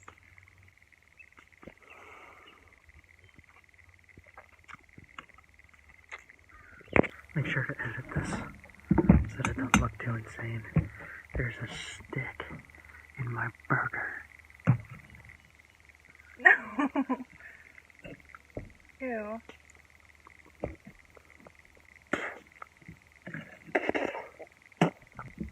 Okay, so how we're gonna do this. Burger. Some kind of bread.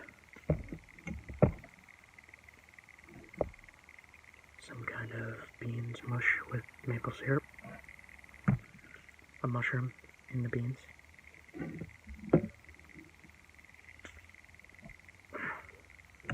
A sweet potato.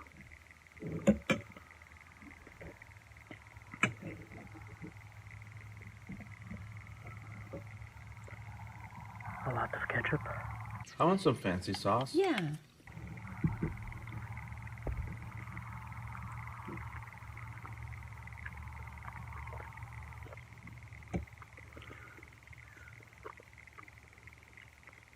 Gotta do the head bob thing. That's food. Does it look better if you get it on your nose? Oh. Sweet potato nose. So, like, how does this, what is it called? Mukbang thing go? You have to, like, you have to chew noisily. Oh, it's terrible. I don't like doing that. I'll talk with my mouth full, but I won't, not chewing my mouth. Bothers her. She doesn't like it. Put a lot of ketchup on my meat.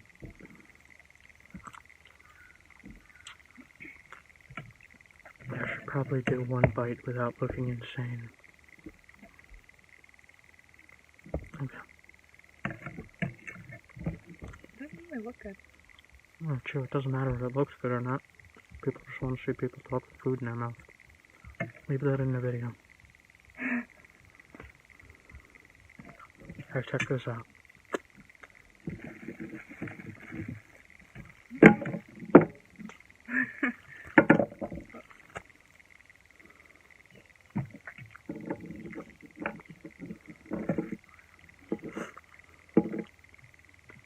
Alright. I have to do one normal bite, but you gotta put some of the crazy bites in there too. Mm-hmm. So, ketchup, fake bread, burger, beans with maple syrup, sweet potato, and a tiny piece of mushroom right at the front. Get shit on your arm. Okay, regular bite.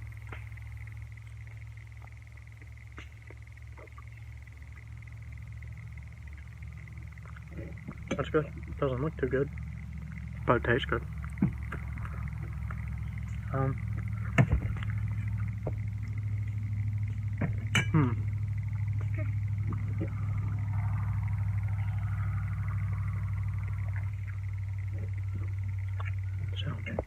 when you make a sweet potato, you cut it. That happens. And then this, you wear on your head while you eat the rest of it for good luck. It's tradition. Italian. For real. You could either believe me or not, but there's got to be a reason I'm wearing this ring of potato skin on my head. There's a reason. You'll see.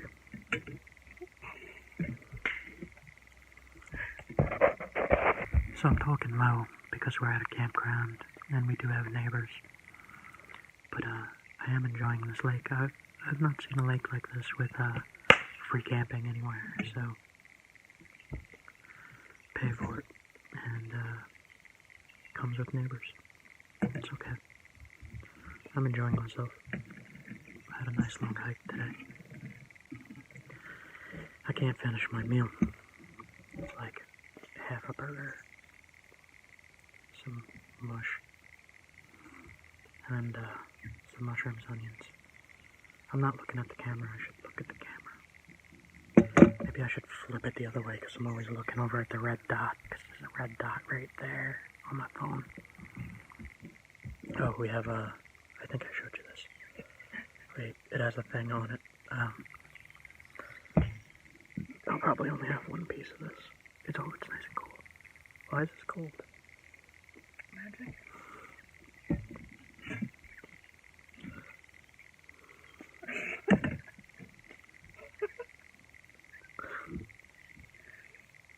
In restaurants. Get the baked potato. Wear it on your head. And sit there like this and just wait. Something magical will happen. You'll see. Trust me.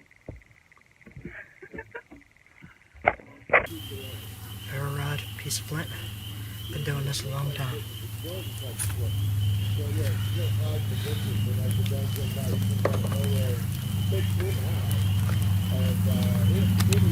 It even sets the ground on fire.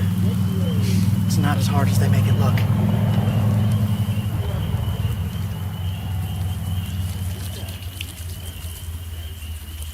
There's a deer directly ahead of me. So I'm walking out to the lake. It's actually pretty close. The deer is like, if I ran, I could throw a saddle on it and ride it to victory. It's right in front of me.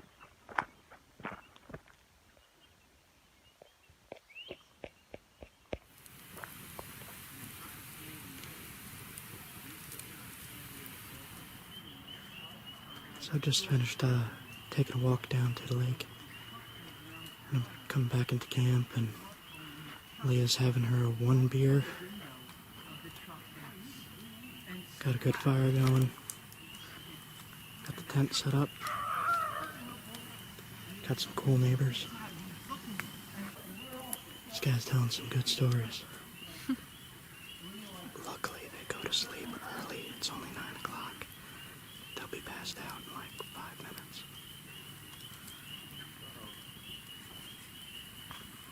Okay, I'm turning this off. Good night. Good night.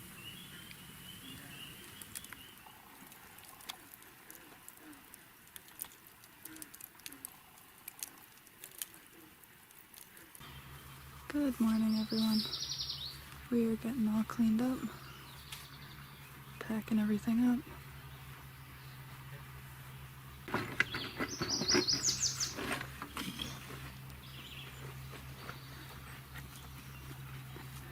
I'm really hesitant to leave here.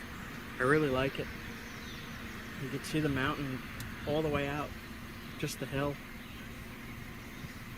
It just looks really beautiful here. I can't get over it. Walk along the beach one more time, and then we're going to go resume the hunt for chert elsewhere. I think I hear a chipmunk.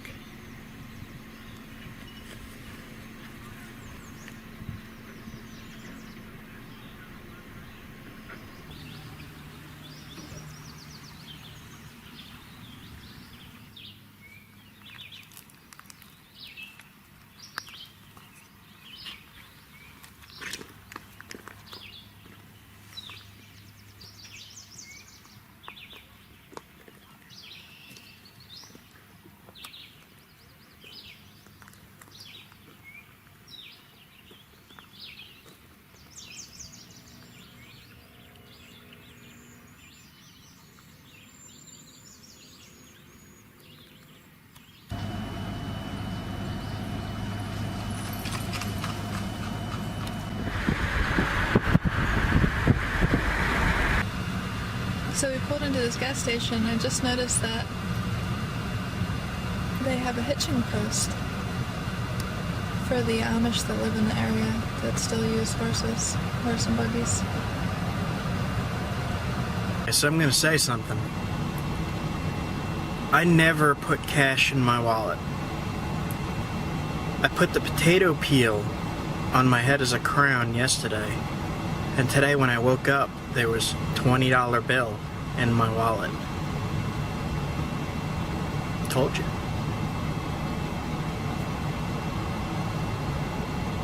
Yeah.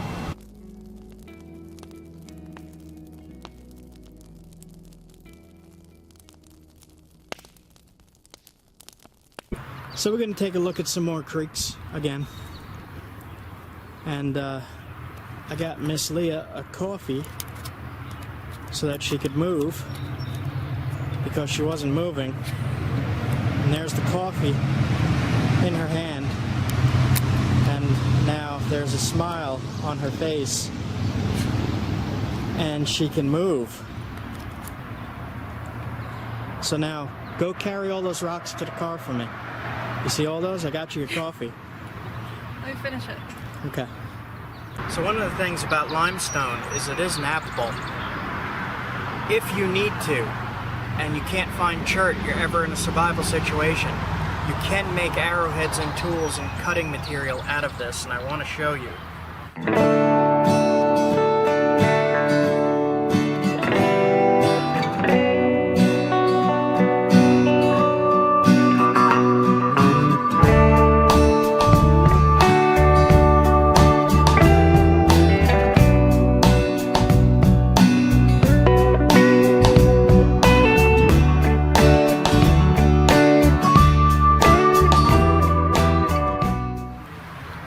And you just have to find a piece that's fairly workable. Let me see if I could smack it off with a caribou antler.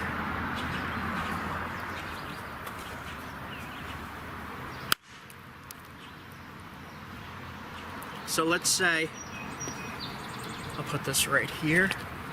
Let's say that this is what you want to make your arrowhead out of. So what you would do, I use that to knock the flake off.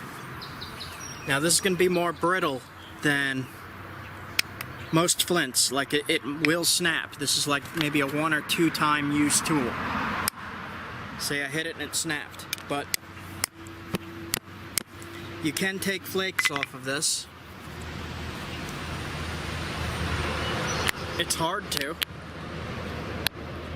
and I'll just try to do this real fast just to show you. I took flakes off there. Flake, flake, flake. Flake, flake, flake. And with my shoulder, it's kind of hard for me to flake something this tough, but I'll show you, like if you need an arrowhead, this will work. You just got to be able to thin it down. I'll try to do it like this.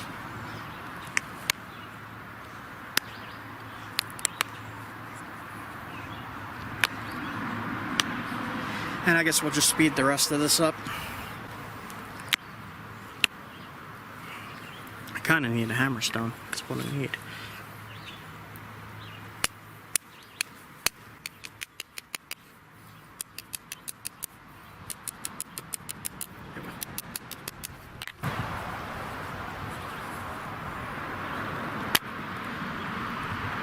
And you have to really put some force into this stuff, but as you can see, it does flake.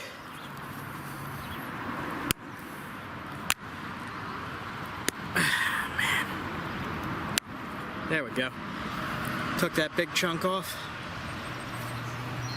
And now it's going to start to look more like something you could attach to an arrow or use as a cutting tool.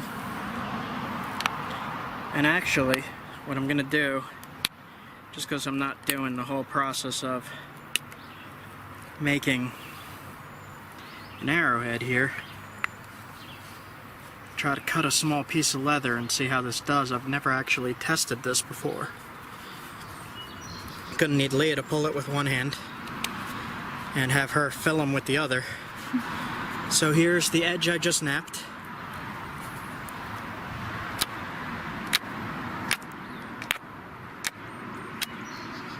It's not as sharp as flint, but it cuts. Kind of. Gotta pull a little more than that. So a little bit more effort. It's not as sharp. It's not as sturdy. It's brittle.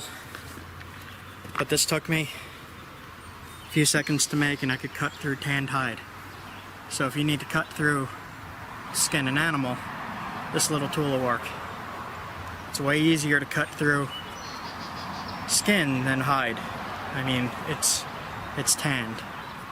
So And limestone is everywhere. limestone is everywhere. Almost every rock you see along here Like it's way more abundant. is limestone.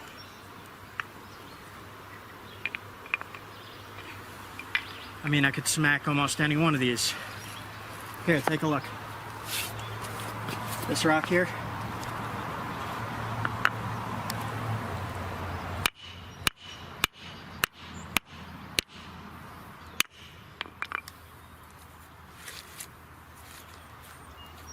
And I can already see it's got a cutting edge. Limestone. Sharp. It'll dull fast, but it'll work.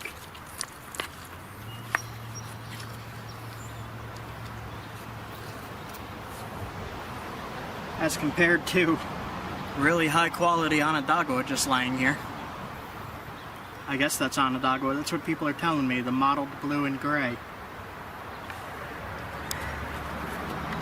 Just real quick for a comparison. We'll try this. I'll just make a little bit of an edge on this. Just a tiny one.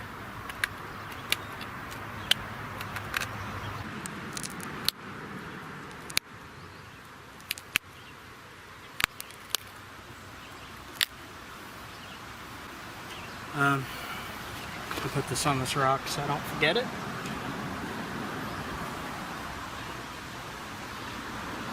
Now I'll try to cut a piece of leather with this. I'll have Leah do the same thing. Just pull tight right there. A little closer because I don't want to cut too much. It's the edge. Yeah, that's way easier. Way easier. Just a little demo. Wanted to show you, you can use limestone. If you can't find chert, limestone's everywhere. Any creek. Okay. And now I'm tired. Have a coffee. Yeah. So I wanted to give that demonstration. If you needed to make an arrowhead and you don't have chert, that will penetrate not as good, but it will kill. If you put that on an arrow or a spear and you need to hunt, that'll work. It'll also cut. It's just a little bit more effort, and you might want to make the edge a little more refined than I did if you're working limestone. I've made a few limestone points, and it's really tough to flake the way I just was. So I usually use a different method, but I'll leave that up to you guys to experiment with if you want to. I'm pretty happy with the chert that I have found here. It's sharp, as you can see, and we're gonna head down the creek and look for more bigger pieces like that one that I found that I split in half. That is perfect. They told me that is called, I asked in a couple of the Facebook groups and they told me it is called Onondaga. I'm not entirely sure that's what it is because it doesn't have that certain oily smell. I have to crack into it more to see if I do smell it, but there were pieces here that did have that smell, so we're gonna keep looking.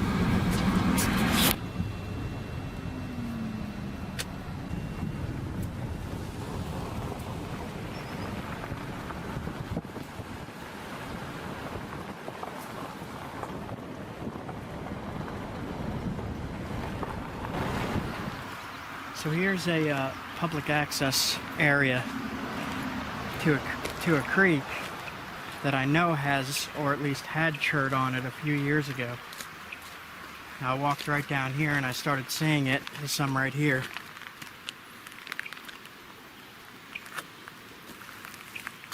And at the time I found some kind of coarser grained, darker black chert that I believe is Snake Hill chert.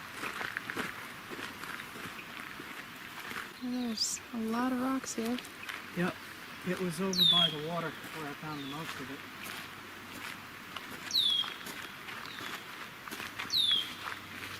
The stuff that I found was like a dark black outside.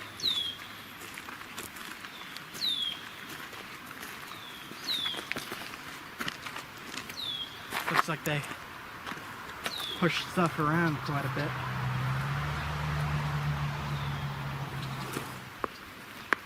Oh, there's tadpoles. There's a lot of tadpoles.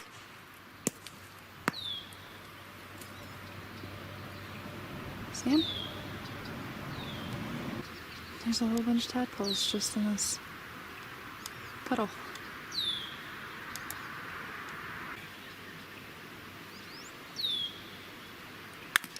This is it. Did you find it? Yeah. Come over here. So I remembered it had a black look to it. Yep. And I hit it right here. Oh, look at that. And this is pretty pure chert.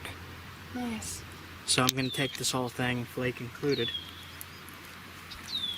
And that's what you're looking for, is something that looks like that.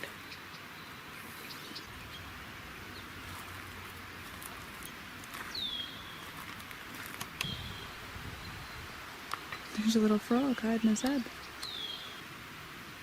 It's like, if I hide my head, nobody can see me. They're everywhere in these pools. There's so many tadpoles. Oh my gosh.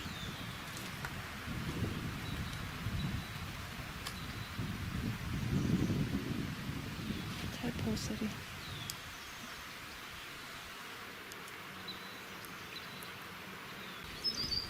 This one has some cool banding on it. Here's that gray stuff. And an ant. Hello, buddy. Let's take that piece.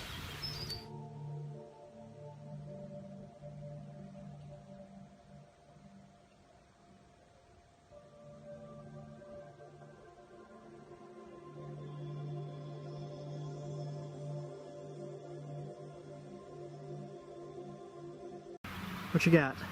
I have a gift of blue. Oh, nice. Really nice. I mean, it's a little damaged, I'll be able to get stuff out of that. but that's the biggest piece of the blue we found. Yep. God, look at these. Yep. That's nice. This used to go right to the river and they plowed up a huge wall. See more blue. So I don't know what they're doing here. So there seems to be a mix here. Some of this looks like some of the darker Norman skill to me, as well as light blue esopus, some grainy, crystally blue stuff. That's green. So I might be finding Norman skill river cobble. Look at this color. This is what we found so far. Yeah. It's like gray. Yeah. See this giant black piece?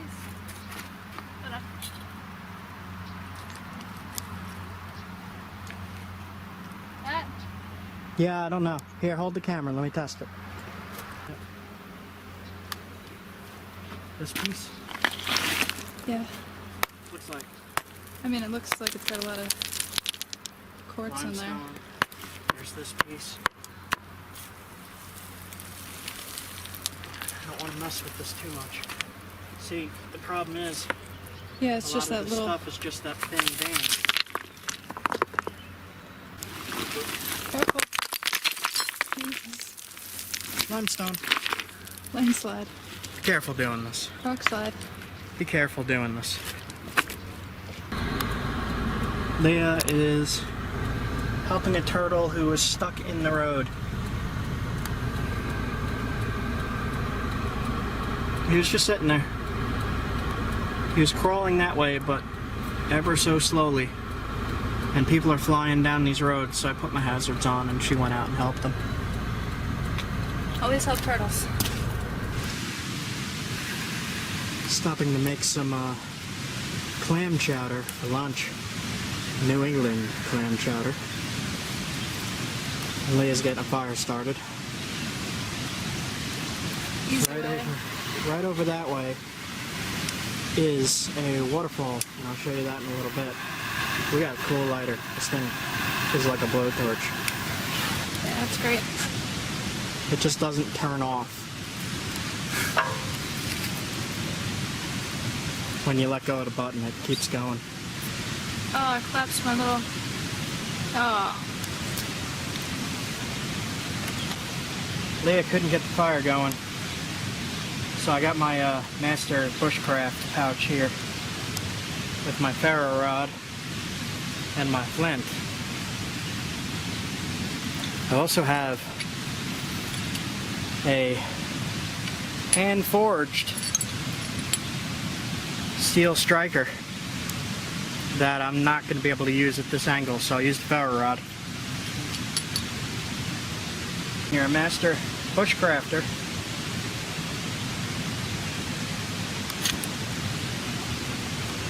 Done. That's how you know you're the best. Master. A nice little park here. Couple grills.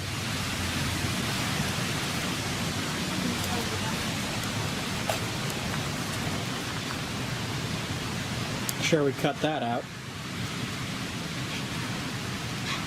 Cut that out. So the secret to a good New England clam chowder is a pinch of cayenne and some Parmesan cheese. I'll wait for that to finish cooking. I'm hungry.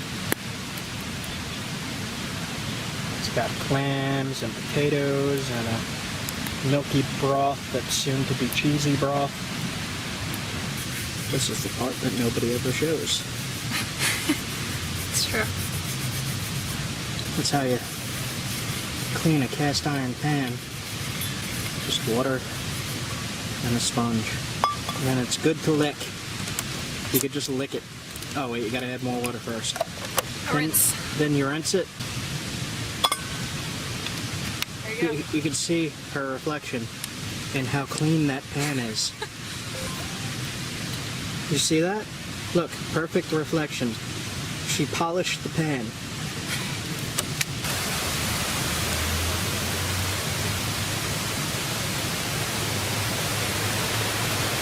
Oh, there's cookies.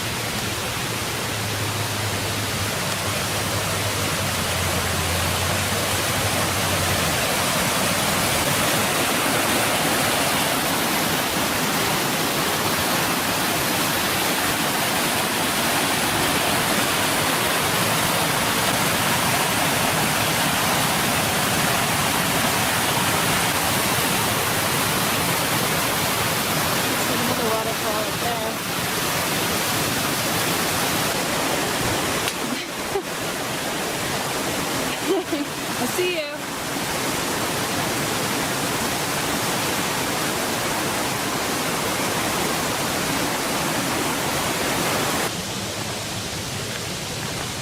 On to the next spot.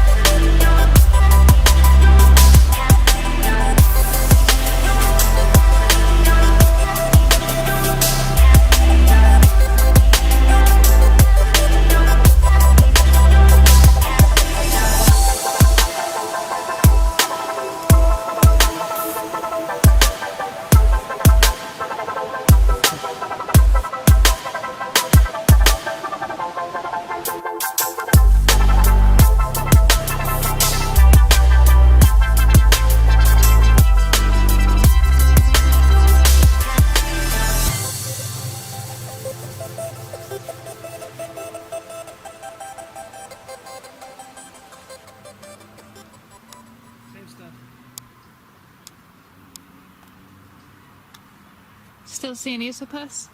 Yeah. And you got enough of that, right? Yep.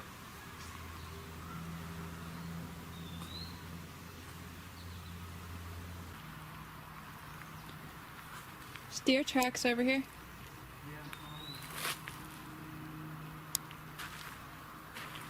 And some kind of canine.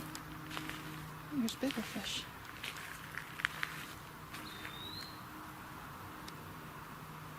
Little school. It's still just the esopus stuff. Yeah. Like mostly limestone with a little bit of chert. It's our little bit of it. Just esopus here. Okay. Don't even know if I could use it, so I don't want to overload on it.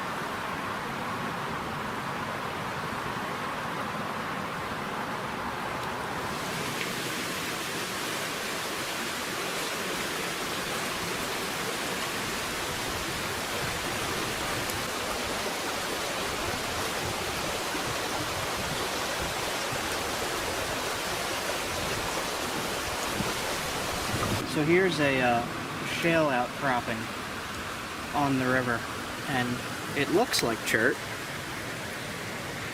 and it would fool me. It used to fool me, but it's very crumbly. It just snaps, and you can't really use it. And most of this here is all shale. I'll show you on another piece. Looks like flint. And it just, I could flake it with my hand. I just don't want to cut myself, so I'm being careful. It like comes off in these sheets almost.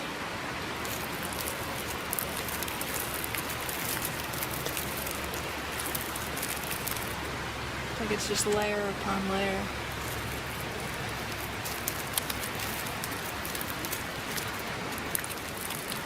It's a secret little cave in front of you.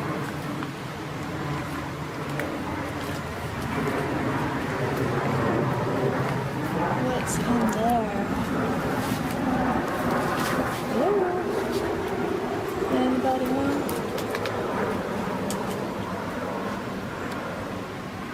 Oh. It's dry-eyed saddle mushroom. It looks well past its prime. I think that's dry-eyed saddle. It's got another name. Oh, I can't remember. Pheasant tail? Maybe? What are these guys? Don't know. I do not know very many mushrooms. Unfortunately. If that's dry-eyed saddle, it would be edible. But you never want to eat a mushroom unless you're 2,000% sure you know what it is. And like I said, it's well past its prime. It's probably so buggy and rotted. Cool to see though. Alright, I guess I'm climbing that. Wish me luck. These are some of the old farm buildings. And there are... Is that an alpaca or is that a llama?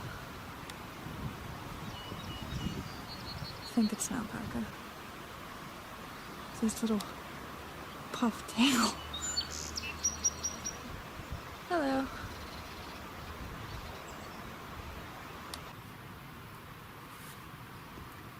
Alpacas are guardian animals and may spit if they feel aggressive. It's usually what I do. Oh man.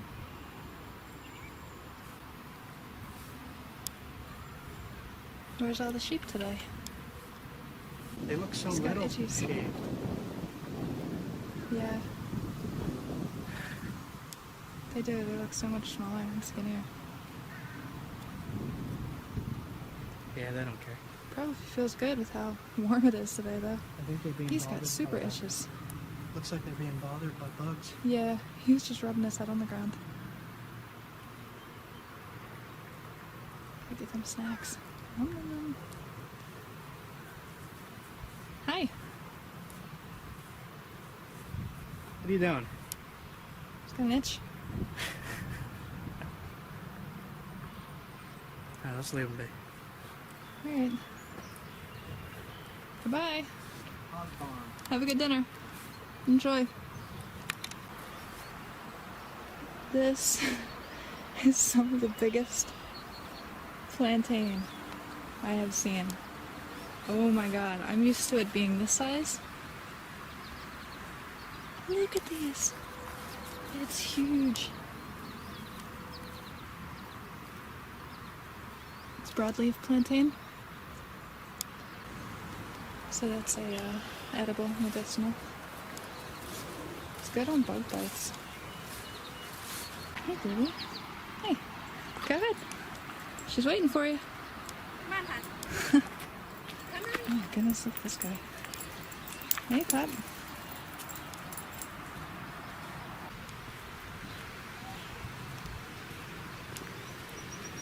What the hell? They can be dangerous. Just kick them. Coyotes are so skittish.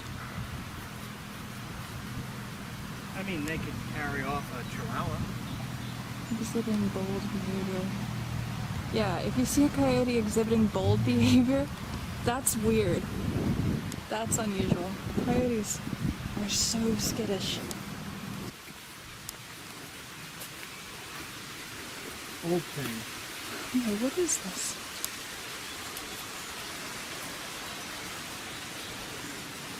Which part of an old thing? An old thing. It's my expert archaeological opinion. Be careful.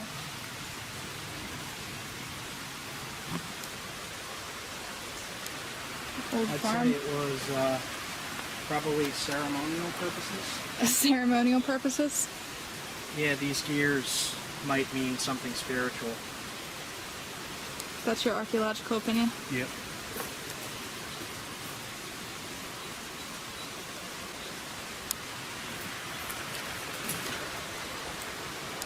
Like a Barbed teeth. wire here.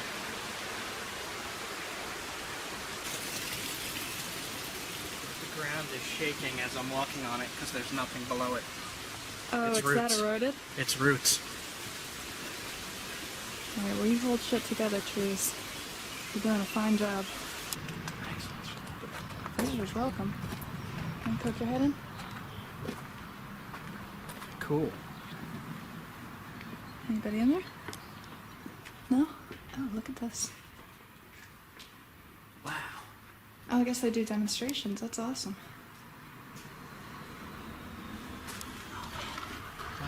I'm a sucker for... Oh, my God, look at the spider in there.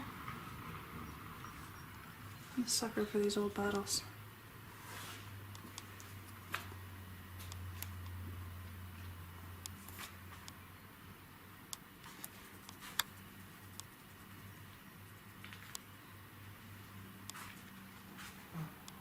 Use safety goggles.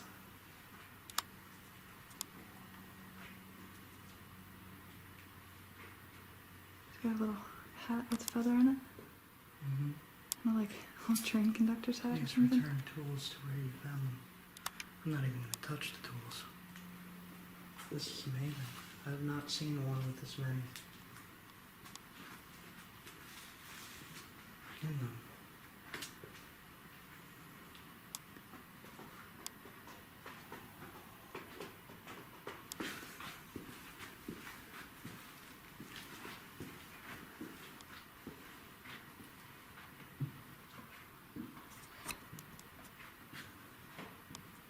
This is so cool. Oh man. Like that. Oh, I can't see it.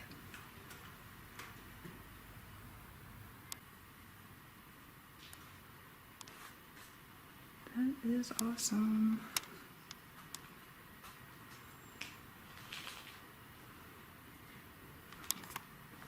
Is this a museum back here? Yeah.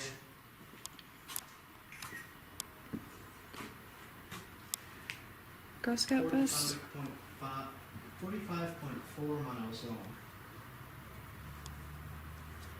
Guess they do scout stuff in here too, which is also awesome. Oh, we can't really see. Sorry. Kill means creek in Dutch. I can't.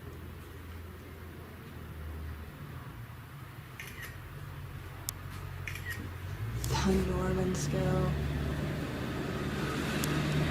It's true.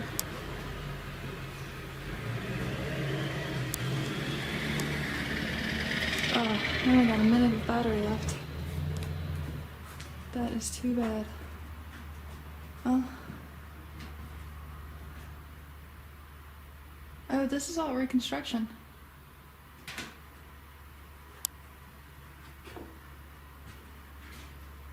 This is what I need replaced for my work.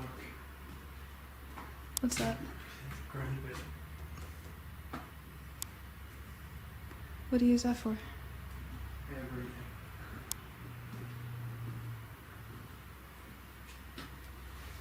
Antler and stuff? Mostly to sharpen my tools. Just a little spinning. The copper tools? Yep. Or the antler? The antler too. You just Save turn time. it on for a second, you hold the antler, turn the antler and it sharpens it. It's good to go again. Cool. Alright, gonna run out of battery. We gotta get out of here. Anyway, what's this? Hello. Okay. Alright, we'll get back with you in a little bit.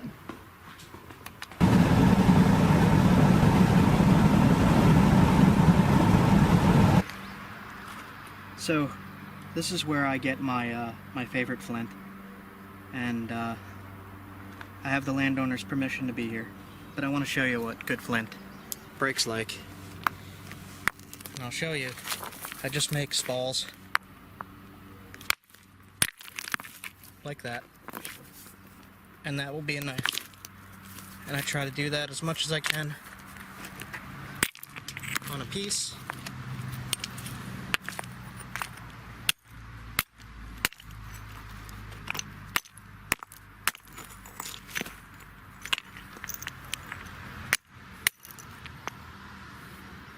So that it's easier to bring home.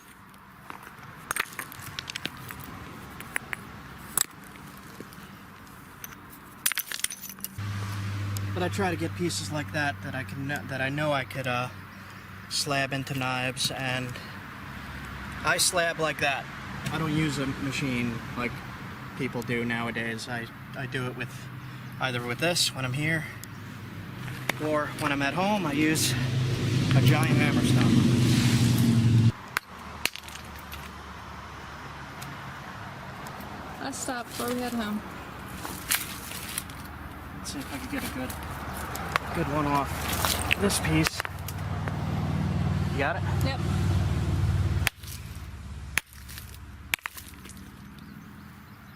And that took the entire side off. And usually this has some damage in the glossier stuff. But this piece I could probably use. This piece I will use. And I'll see if I can get more off this giant boulder. First I break that little piece off. I don't know if I could get much off this one. I'll try right here.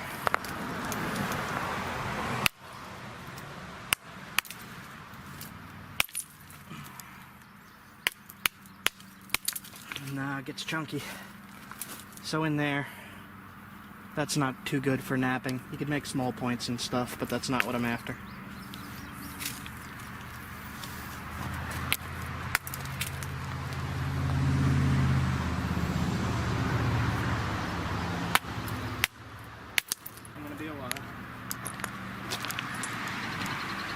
Show you a little bit more.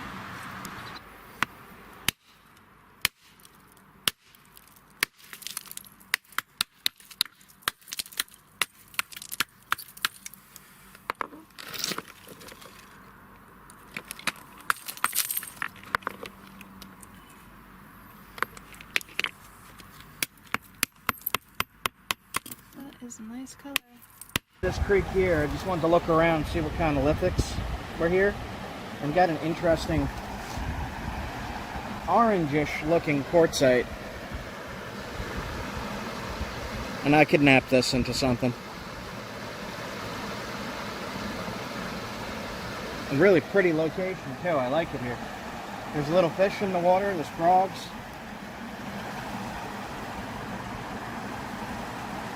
Could have saw something, but right here I noticed two blocks of what looked to be flint, and that is flint.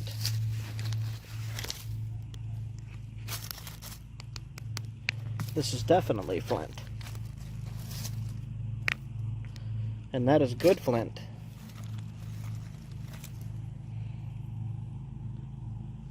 Very, very cool. The whole pile right here. That is shocking. Alright, I'm going to keep looking around. So all of this right here is flint, but it's very, very tough flint.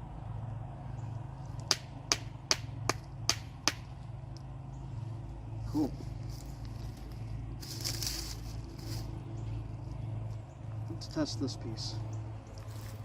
Just for the heck of it.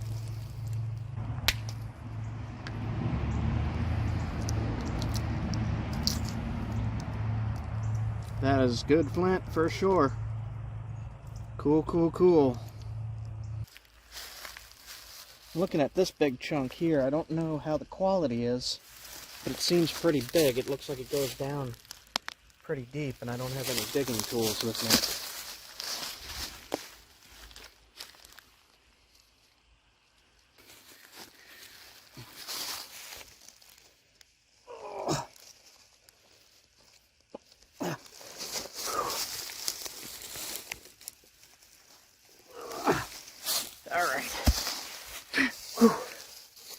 That is flint. Wow. Let's test right here.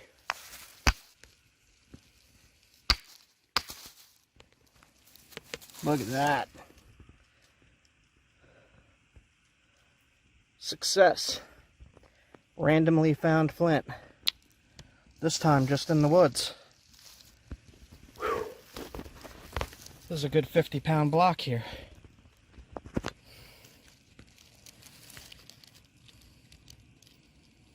And a worm. No, it's a salamander. Is it? That's a salamander? You see him? Oh, I didn't mean to mess with your house, dude. Alright, he's crawling back into the wall. Cool. Alright.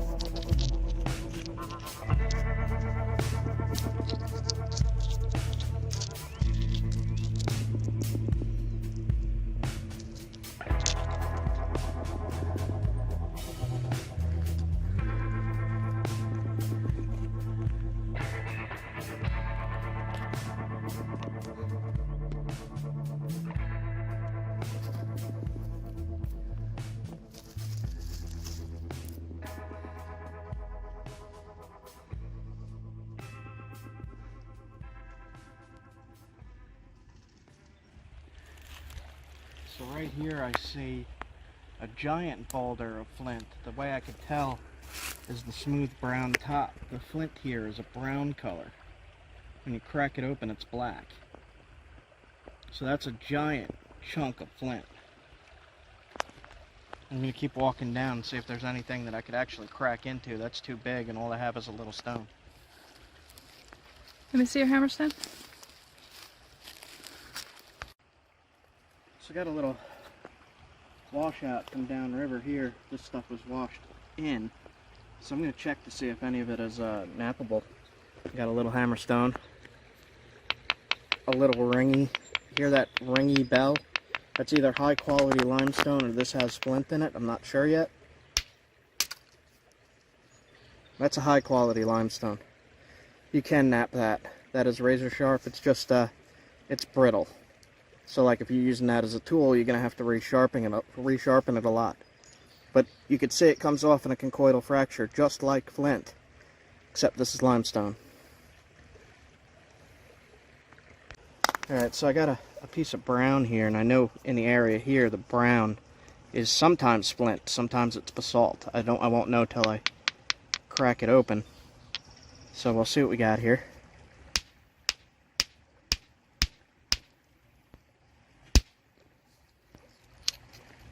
Flint. See that? This is it's called a shale flint. It's not as shiny or perfect as most flints. This has more shale than flint, but you hear that ringing? Almost like a bell. If you hear that when you're testing rocks, it's worth investigating and cracking into, because you might be able to find something that, like this alone, can be used as a knife. If you're fishing in a creek like this, you catch a fish, you want to cut it open, gut it, just use the flake. Works perfectly. I'm going to keep this piece. Keep looking. I see black and brown and a lot of white and limestone. So it just takes some experimentation of cracking them open and seeing what's inside. So I'll show you what I mean about ringing. Like if I hit this coarse stone here, it sounds very dull, more like a knock. And then if I find something that looks like flint, like this, which is definitely flint, higher pitched, ringy,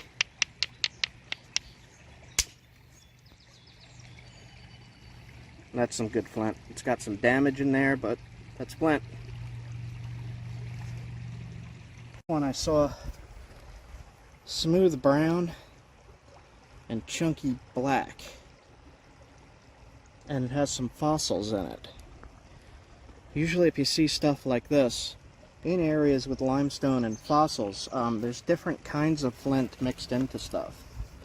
I might need a bigger hammerstone to do this, but different areas will be ringy if there's flint in there, and other areas will be dull if there's not.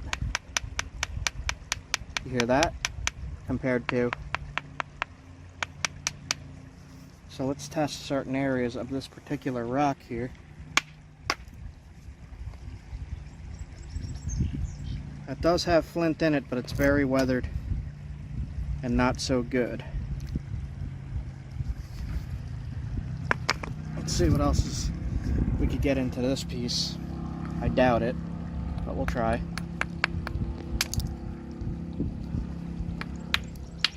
Gonna need a bigger hammerstone.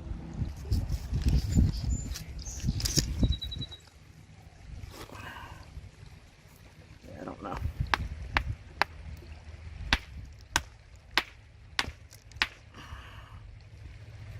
I really want to try to get into that to see.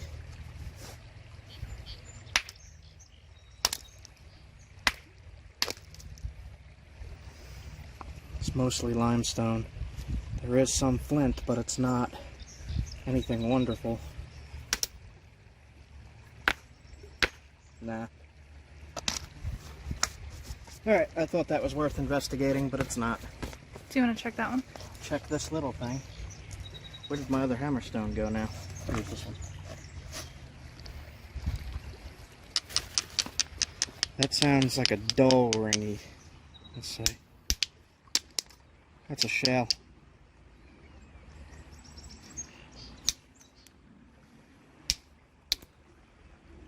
It's knappable, but it's nothing too high quality. Limestone shale. You can see the glittering in it.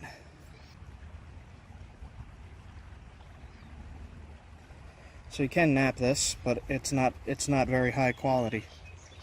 There's my other hammerstone. Nope. That was a trickery.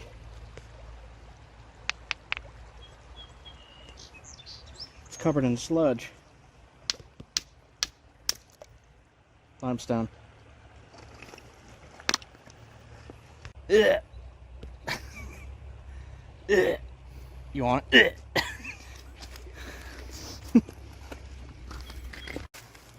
A higher quality sound to them. This one here, I know is probably going to be good. I hit right at this ledge here.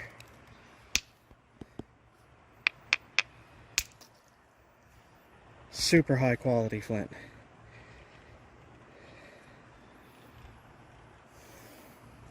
Smells like gunpowder when you hit it. Where'd that flake go? There we go. So that's a keep. I do not know what kind of flint this is.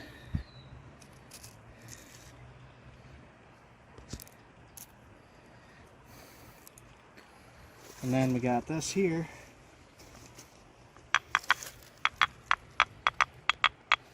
It has a super ringy sound to it, but it doesn't look so good, so I wanted to test this.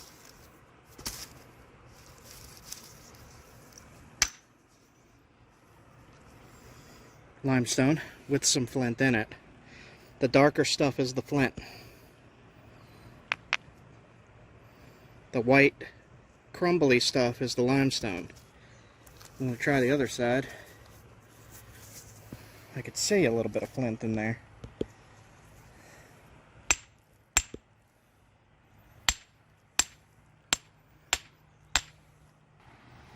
It's giving you a big problem like this and busting up your hammerstone. It's probably not worth it. I mean, there's a little bit in there, and I'm trying to... Yeah, see, that's like freaking concrete in there. So there's probably not a lot of good flint in there. Especially if it's giving you a hard time to crack it. Good flint will pop right off like that other one did. So this I'm going to leave here.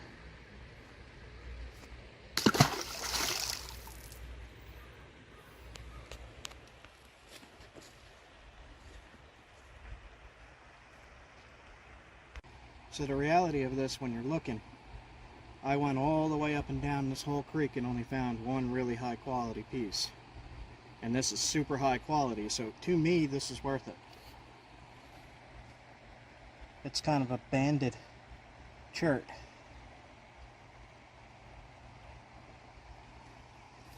So I'm going to continue on and see what else I could find. I'm happy with this. I wonder if this is Onondaga. I don't know, it just smells like mud. Alright, I'm out.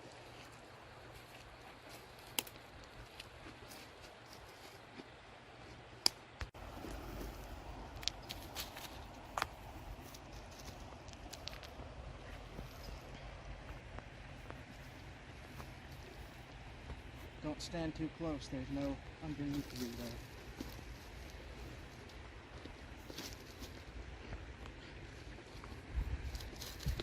Here, I'm gonna throw it up to you.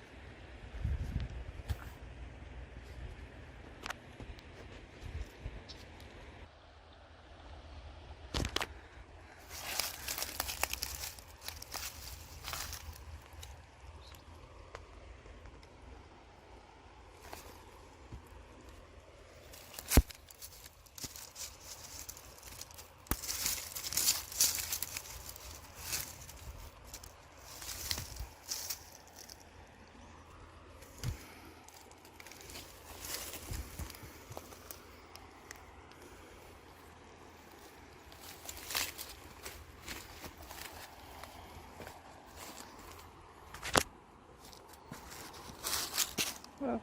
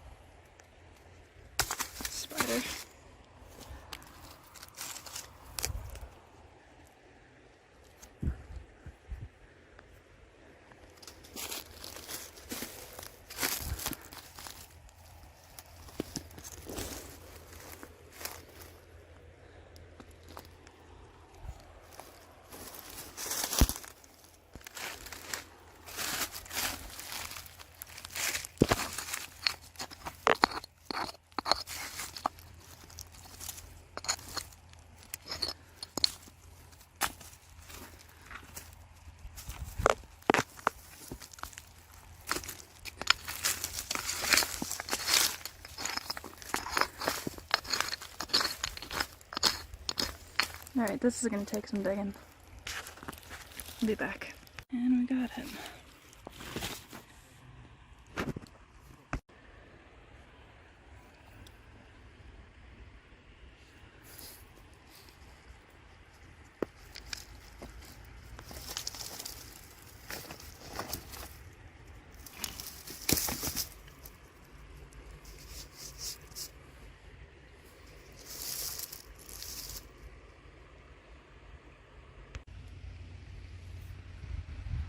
Okay, so there's some good examples here down off this cliff. Some of it is not so good, but it is flint, so if you wanted to use it for fire and steel, this would work for fire starting, for bushcraft. This stuff here is very decayed and not good at all for much of anything.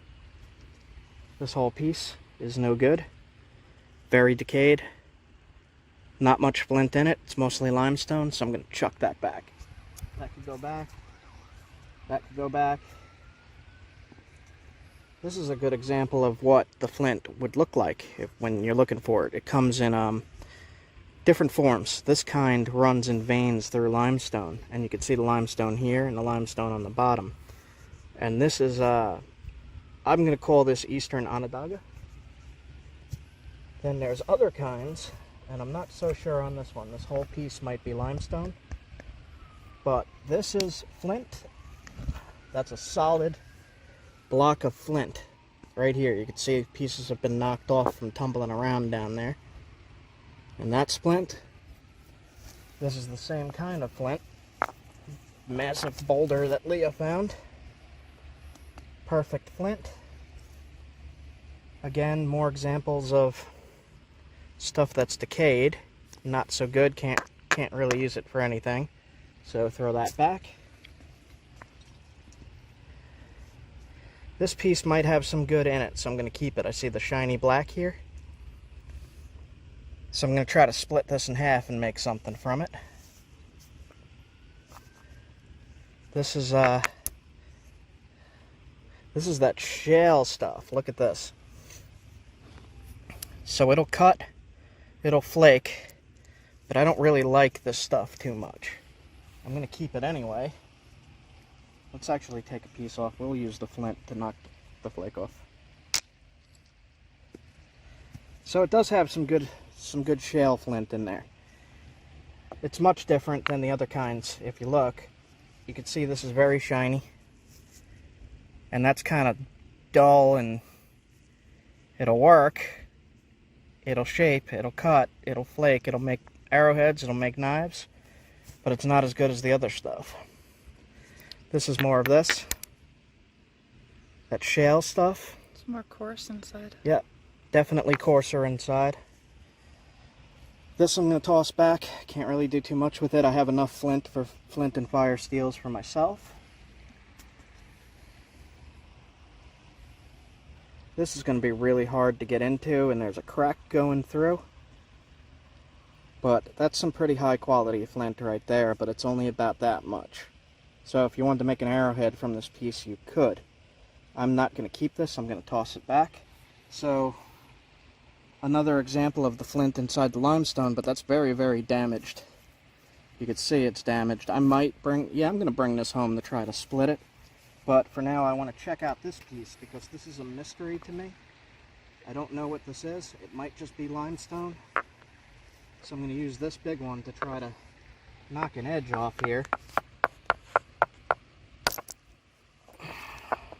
And that is limestone. So this is a whole big block of limestone. And as I said, this stuff is sharp and it'll cut, but it dulls quickly. You could shape it. It's very tough. It's a ringy, which means it's a high quality limestone. You can use that to knap, but I wouldn't waste my time with it considering I got this stuff. So I'm going to toss this back and keep the rest.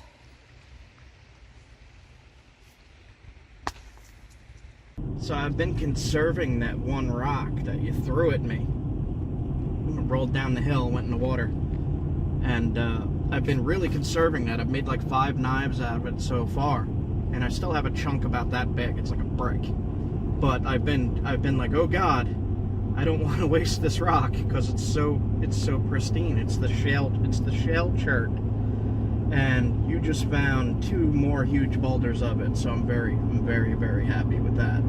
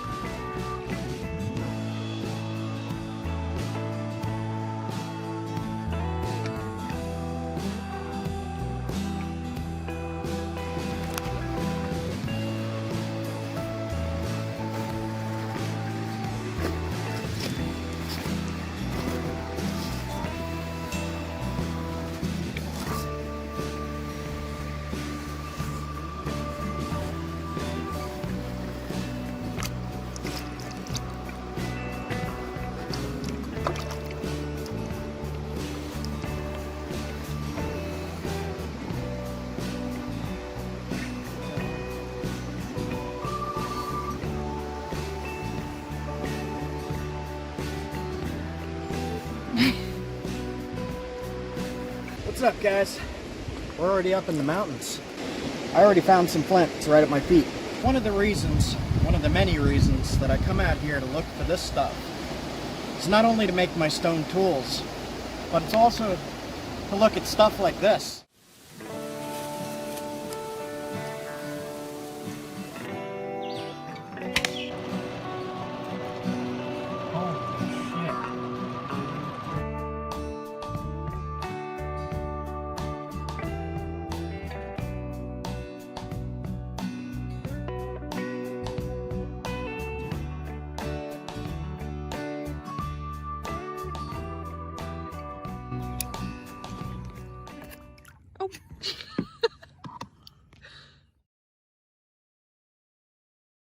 We're heading up to Adirondack Park, which is bigger as a whole than like 5 or 6 national parks combined.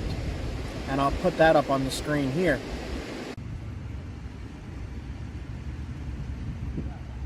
So we're not even in the foothills yet of the Adirondacks, but we're at this beautiful spot here. And I pulled off just to stop along the way to look for some stuff and to explore these creeks a little bit. And I immediately saw stuff on the ground. I could already see there's workable stuff. Stuff you could use for flintknapping, for bushcraft, survival. It's flint, that'll make a spark, that'll make an arrowhead. It's really shiny. That's cool. Sparkles. Can you see that? So I'll take this piece. There's some right there, but it's not good. This right here is some kind of flint, but it's not good and has those crystal inclusions.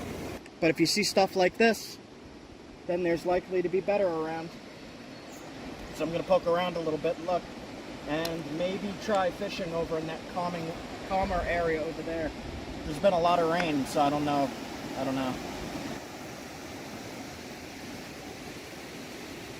Okay, so this stuff here, these little bounced around cobbles. If you're doing survival and bushcraft and you need a flint for your flint and steel fire starting, this stuff here is perfect. All you got to do is knock this piece off, or just take this, and that's good enough to hit your striker with. And that'll create sparks. This is all you need. You don't need much. You don't need a big piece like this. Got my steel striker here for flint and steel. A piece of flint that I picked off the creek here. And let's see if you can see the sparks.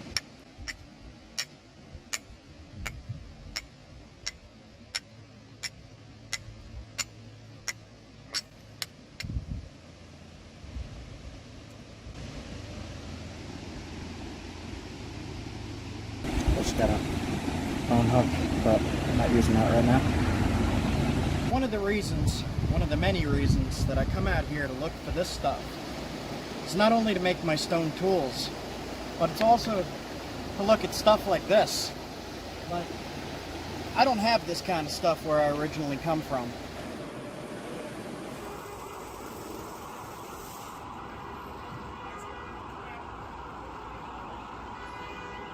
This is still really new to me, and I've been doing this for 15 years, and I'm not used to it yet. I'm not used to seeing stuff like this. There's just a big rain, so this is way faster than it would normally be. And so far, today alone, I've seen an eagle on the side of the road eating something.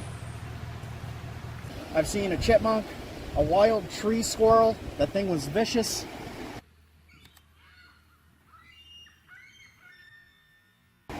What else did we see? We saw so much already. We just woke up. Groundhogs? We saw groundhogs, 2 giant groundhogs. They looked very friendly. There was a woodpecker in the camp eating the trees. It was, well, not eating the trees, eating what was in the tree, but they were slamming their heads against the thing and making a lot of noise. But anyway, part of what I do is not just to find the flint. It's also to enjoy nature and to enjoy being out here. And I want to show you more of that. I've shown you enough of this. You could go back through my old videos and how to identify this. But along the way, I am looking for this stuff, and I will show you if I find any, because it's still awesome. But for the most part, I just want to show you these areas that I come to and what is so exciting for me to be out here. And I'm sure it's exciting for you guys to see as well. So I'll share it. So I saw this right here. It's a grayish flint. It's tough. Wow. Hold on. Hold on. Bigger hammerstone. Okay. That is not working. So it's crystally. It's definitely crumbly.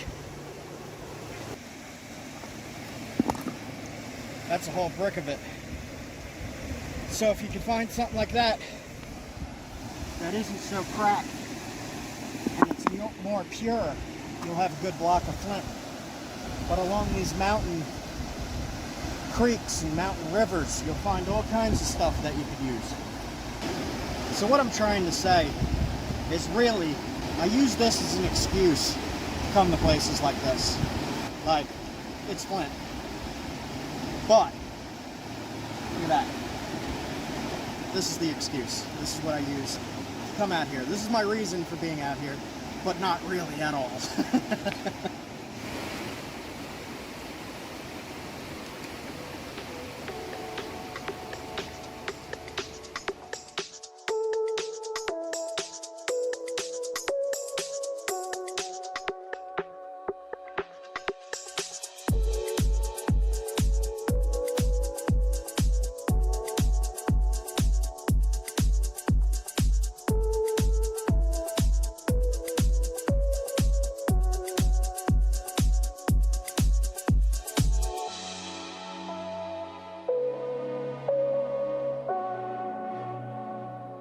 I see a lot of this around, and I don't know if this is red ochre or not.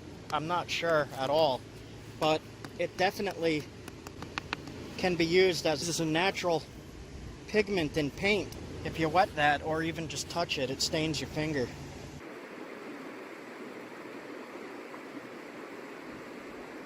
Might just be a mudstone of some kind, but it works.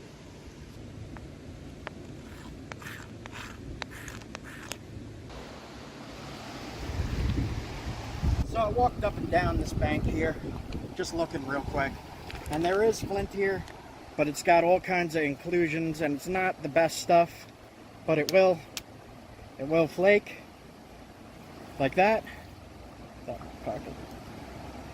And that can be used as a tool, a hide scraper, whatever you need, like any kind of sharp tool.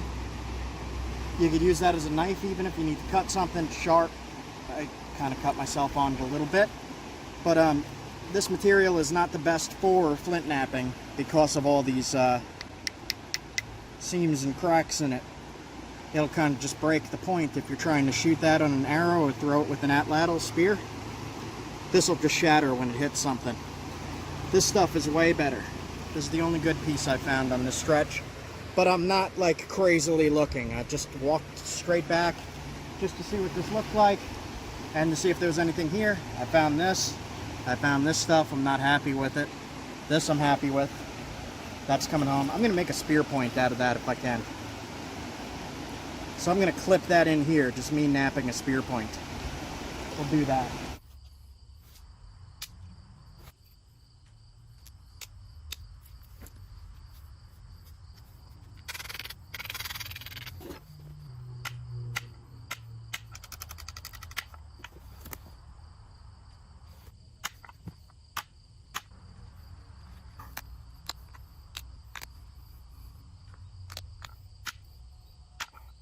Alright guys, very quick arrowhead from that stuff on the river. And I think there might be trout in here. It's been a lot of rain, so I don't know if they're here, but I'm going to try some fishing. Let's see if there's anything, I don't know. So I walked up further from the bank, and I'm finding more of this stuff up further. There's some right here.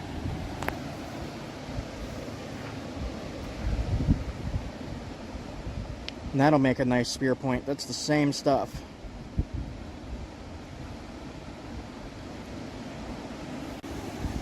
I got this little telescopic rod that unfolds like that. It's great for like if you're backpacking.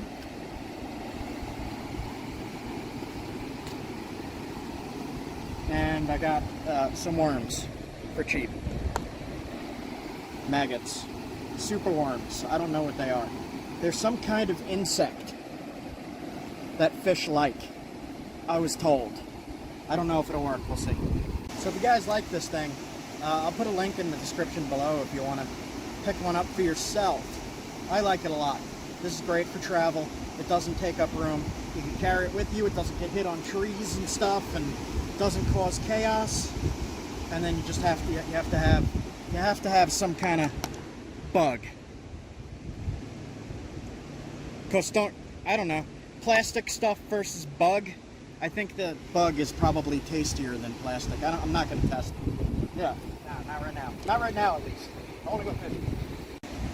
And we'll just go up over there and try the. Oh, here's a piece. No, that's not good. Oh! Nice! That is nice. That is a big chunk of flint. So, this stuff is good, but it's in limestone, so it's hard to get into. But it's a lighter color variation of the stuff I found before. And this is the more crystally stuff. But I like the color of this a lot. I really want to find more of this, but in a more solid piece that doesn't have so much of that crud in it. Sorry, I got excited there. I like that color. Okay, fish. Alright, so I leave about that much length from the bobber to the hook just to kind of simulate a natural drift underwater. Especially in water like this that's really fast flowing. It's going to be swirling all around like that. So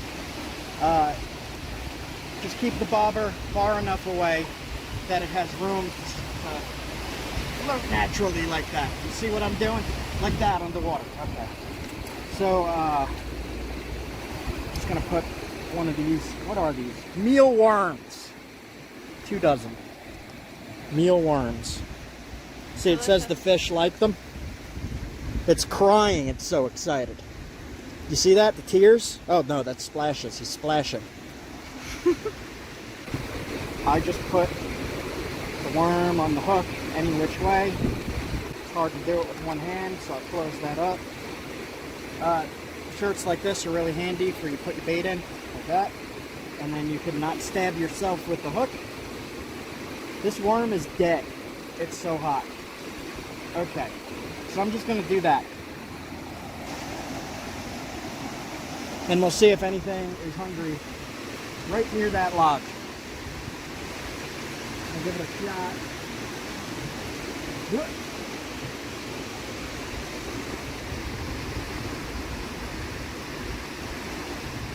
I'm thinking no. So I'm going to try this section here because it's just a little bit slower of a flow. And there might be something back on that other corner there in the shade. We'll see. I don't know. It's kind of a lot of rushing water. I don't know. I'm going to give it a try anyway.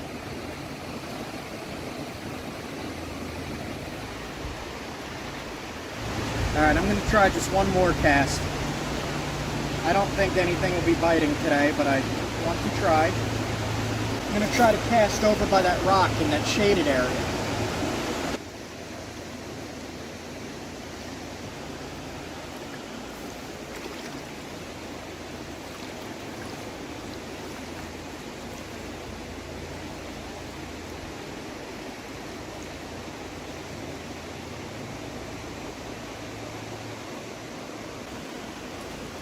Yeah, guys, it's just too much. The water's too fast today. So I will try elsewhere. I got a lot of time. I got like 11 days this time. And be out in the wild for 11 days. Then I got to go home, but then I'm coming right back out for probably another 11 days. So 22 days in the mountains, in the wild. Look, the worm is still on there. I'll leave that on. I'll use it later. It's dead. Okay, we're heading out. Just a little bit of a exploration day today. We just packed up from our campsite. We got in late last night. We camped up the road at a primitive campsite. I recorded a little bit of that. I'll splice it in here to show you. Alright guys, morning one. Poured out last night.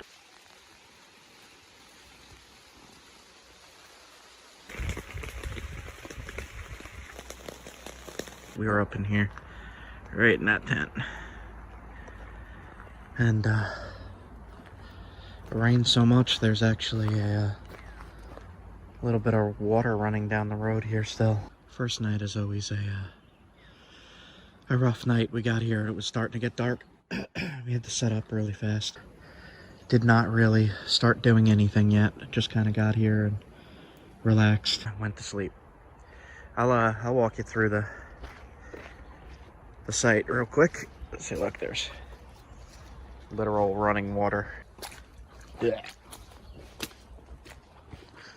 Okay, so campfire, table, and tent, and that is it. This is a primitive campsite. There's nothing else.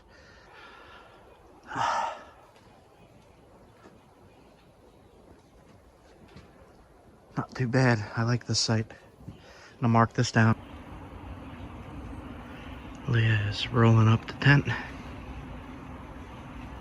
Getting ready to head out here. Close.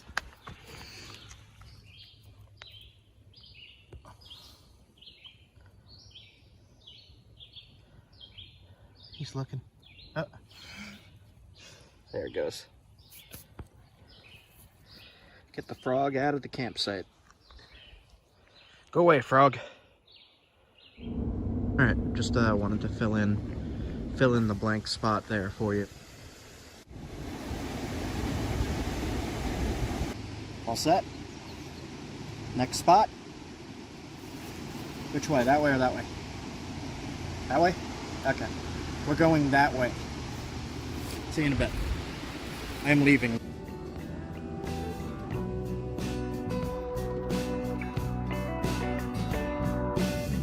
Grabbed a piece of limestone and I'm knapping limestone. So I'm just gonna finish this up, sharpen it, and that'll be good to go. Limestone. Pure limestone. It flakes.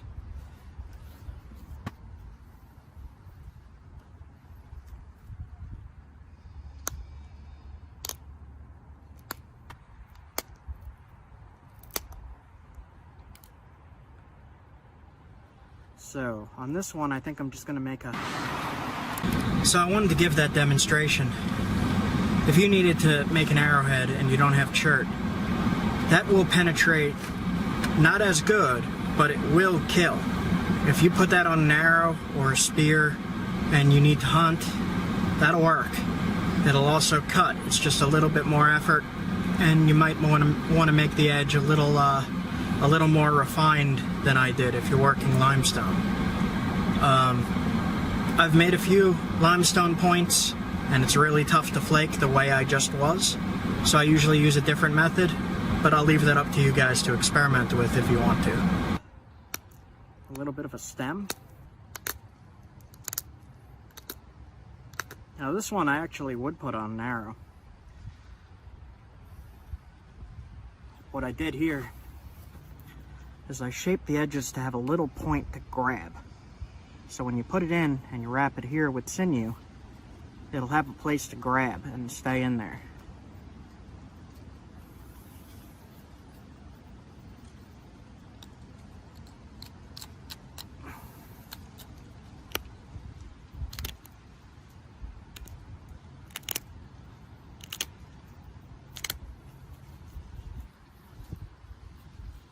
Some spots I'm unhappy with. There's a little hinge right there, and I'm bothered by it. Alright, sharpen this up, finish it up, stop messing with it.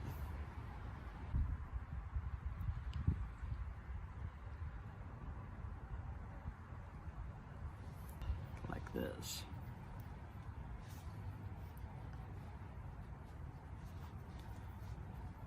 So that you can actually see it.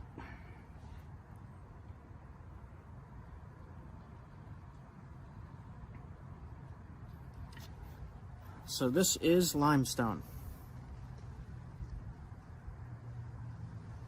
I've said in other videos that you can knap limestone, and this is limestone. This will work. It's not as strong. If you hit a tree with this, it's likely to snap.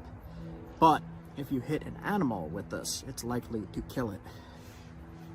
I'm just going to sharpen the tip a little bit more, because when this hits, it's going to dull. But it will go right through leather. Like even if you triple fold it, it'll go right through if you shoot it from a bow. There you go. Alright guys, I would have shown the whole process, but then this would have been an hour-long video and nobody would watch it. So, just knocked off a flake of limestone, flaked it up, and good to go. Alright guys, thanks for hanging out. See you soon.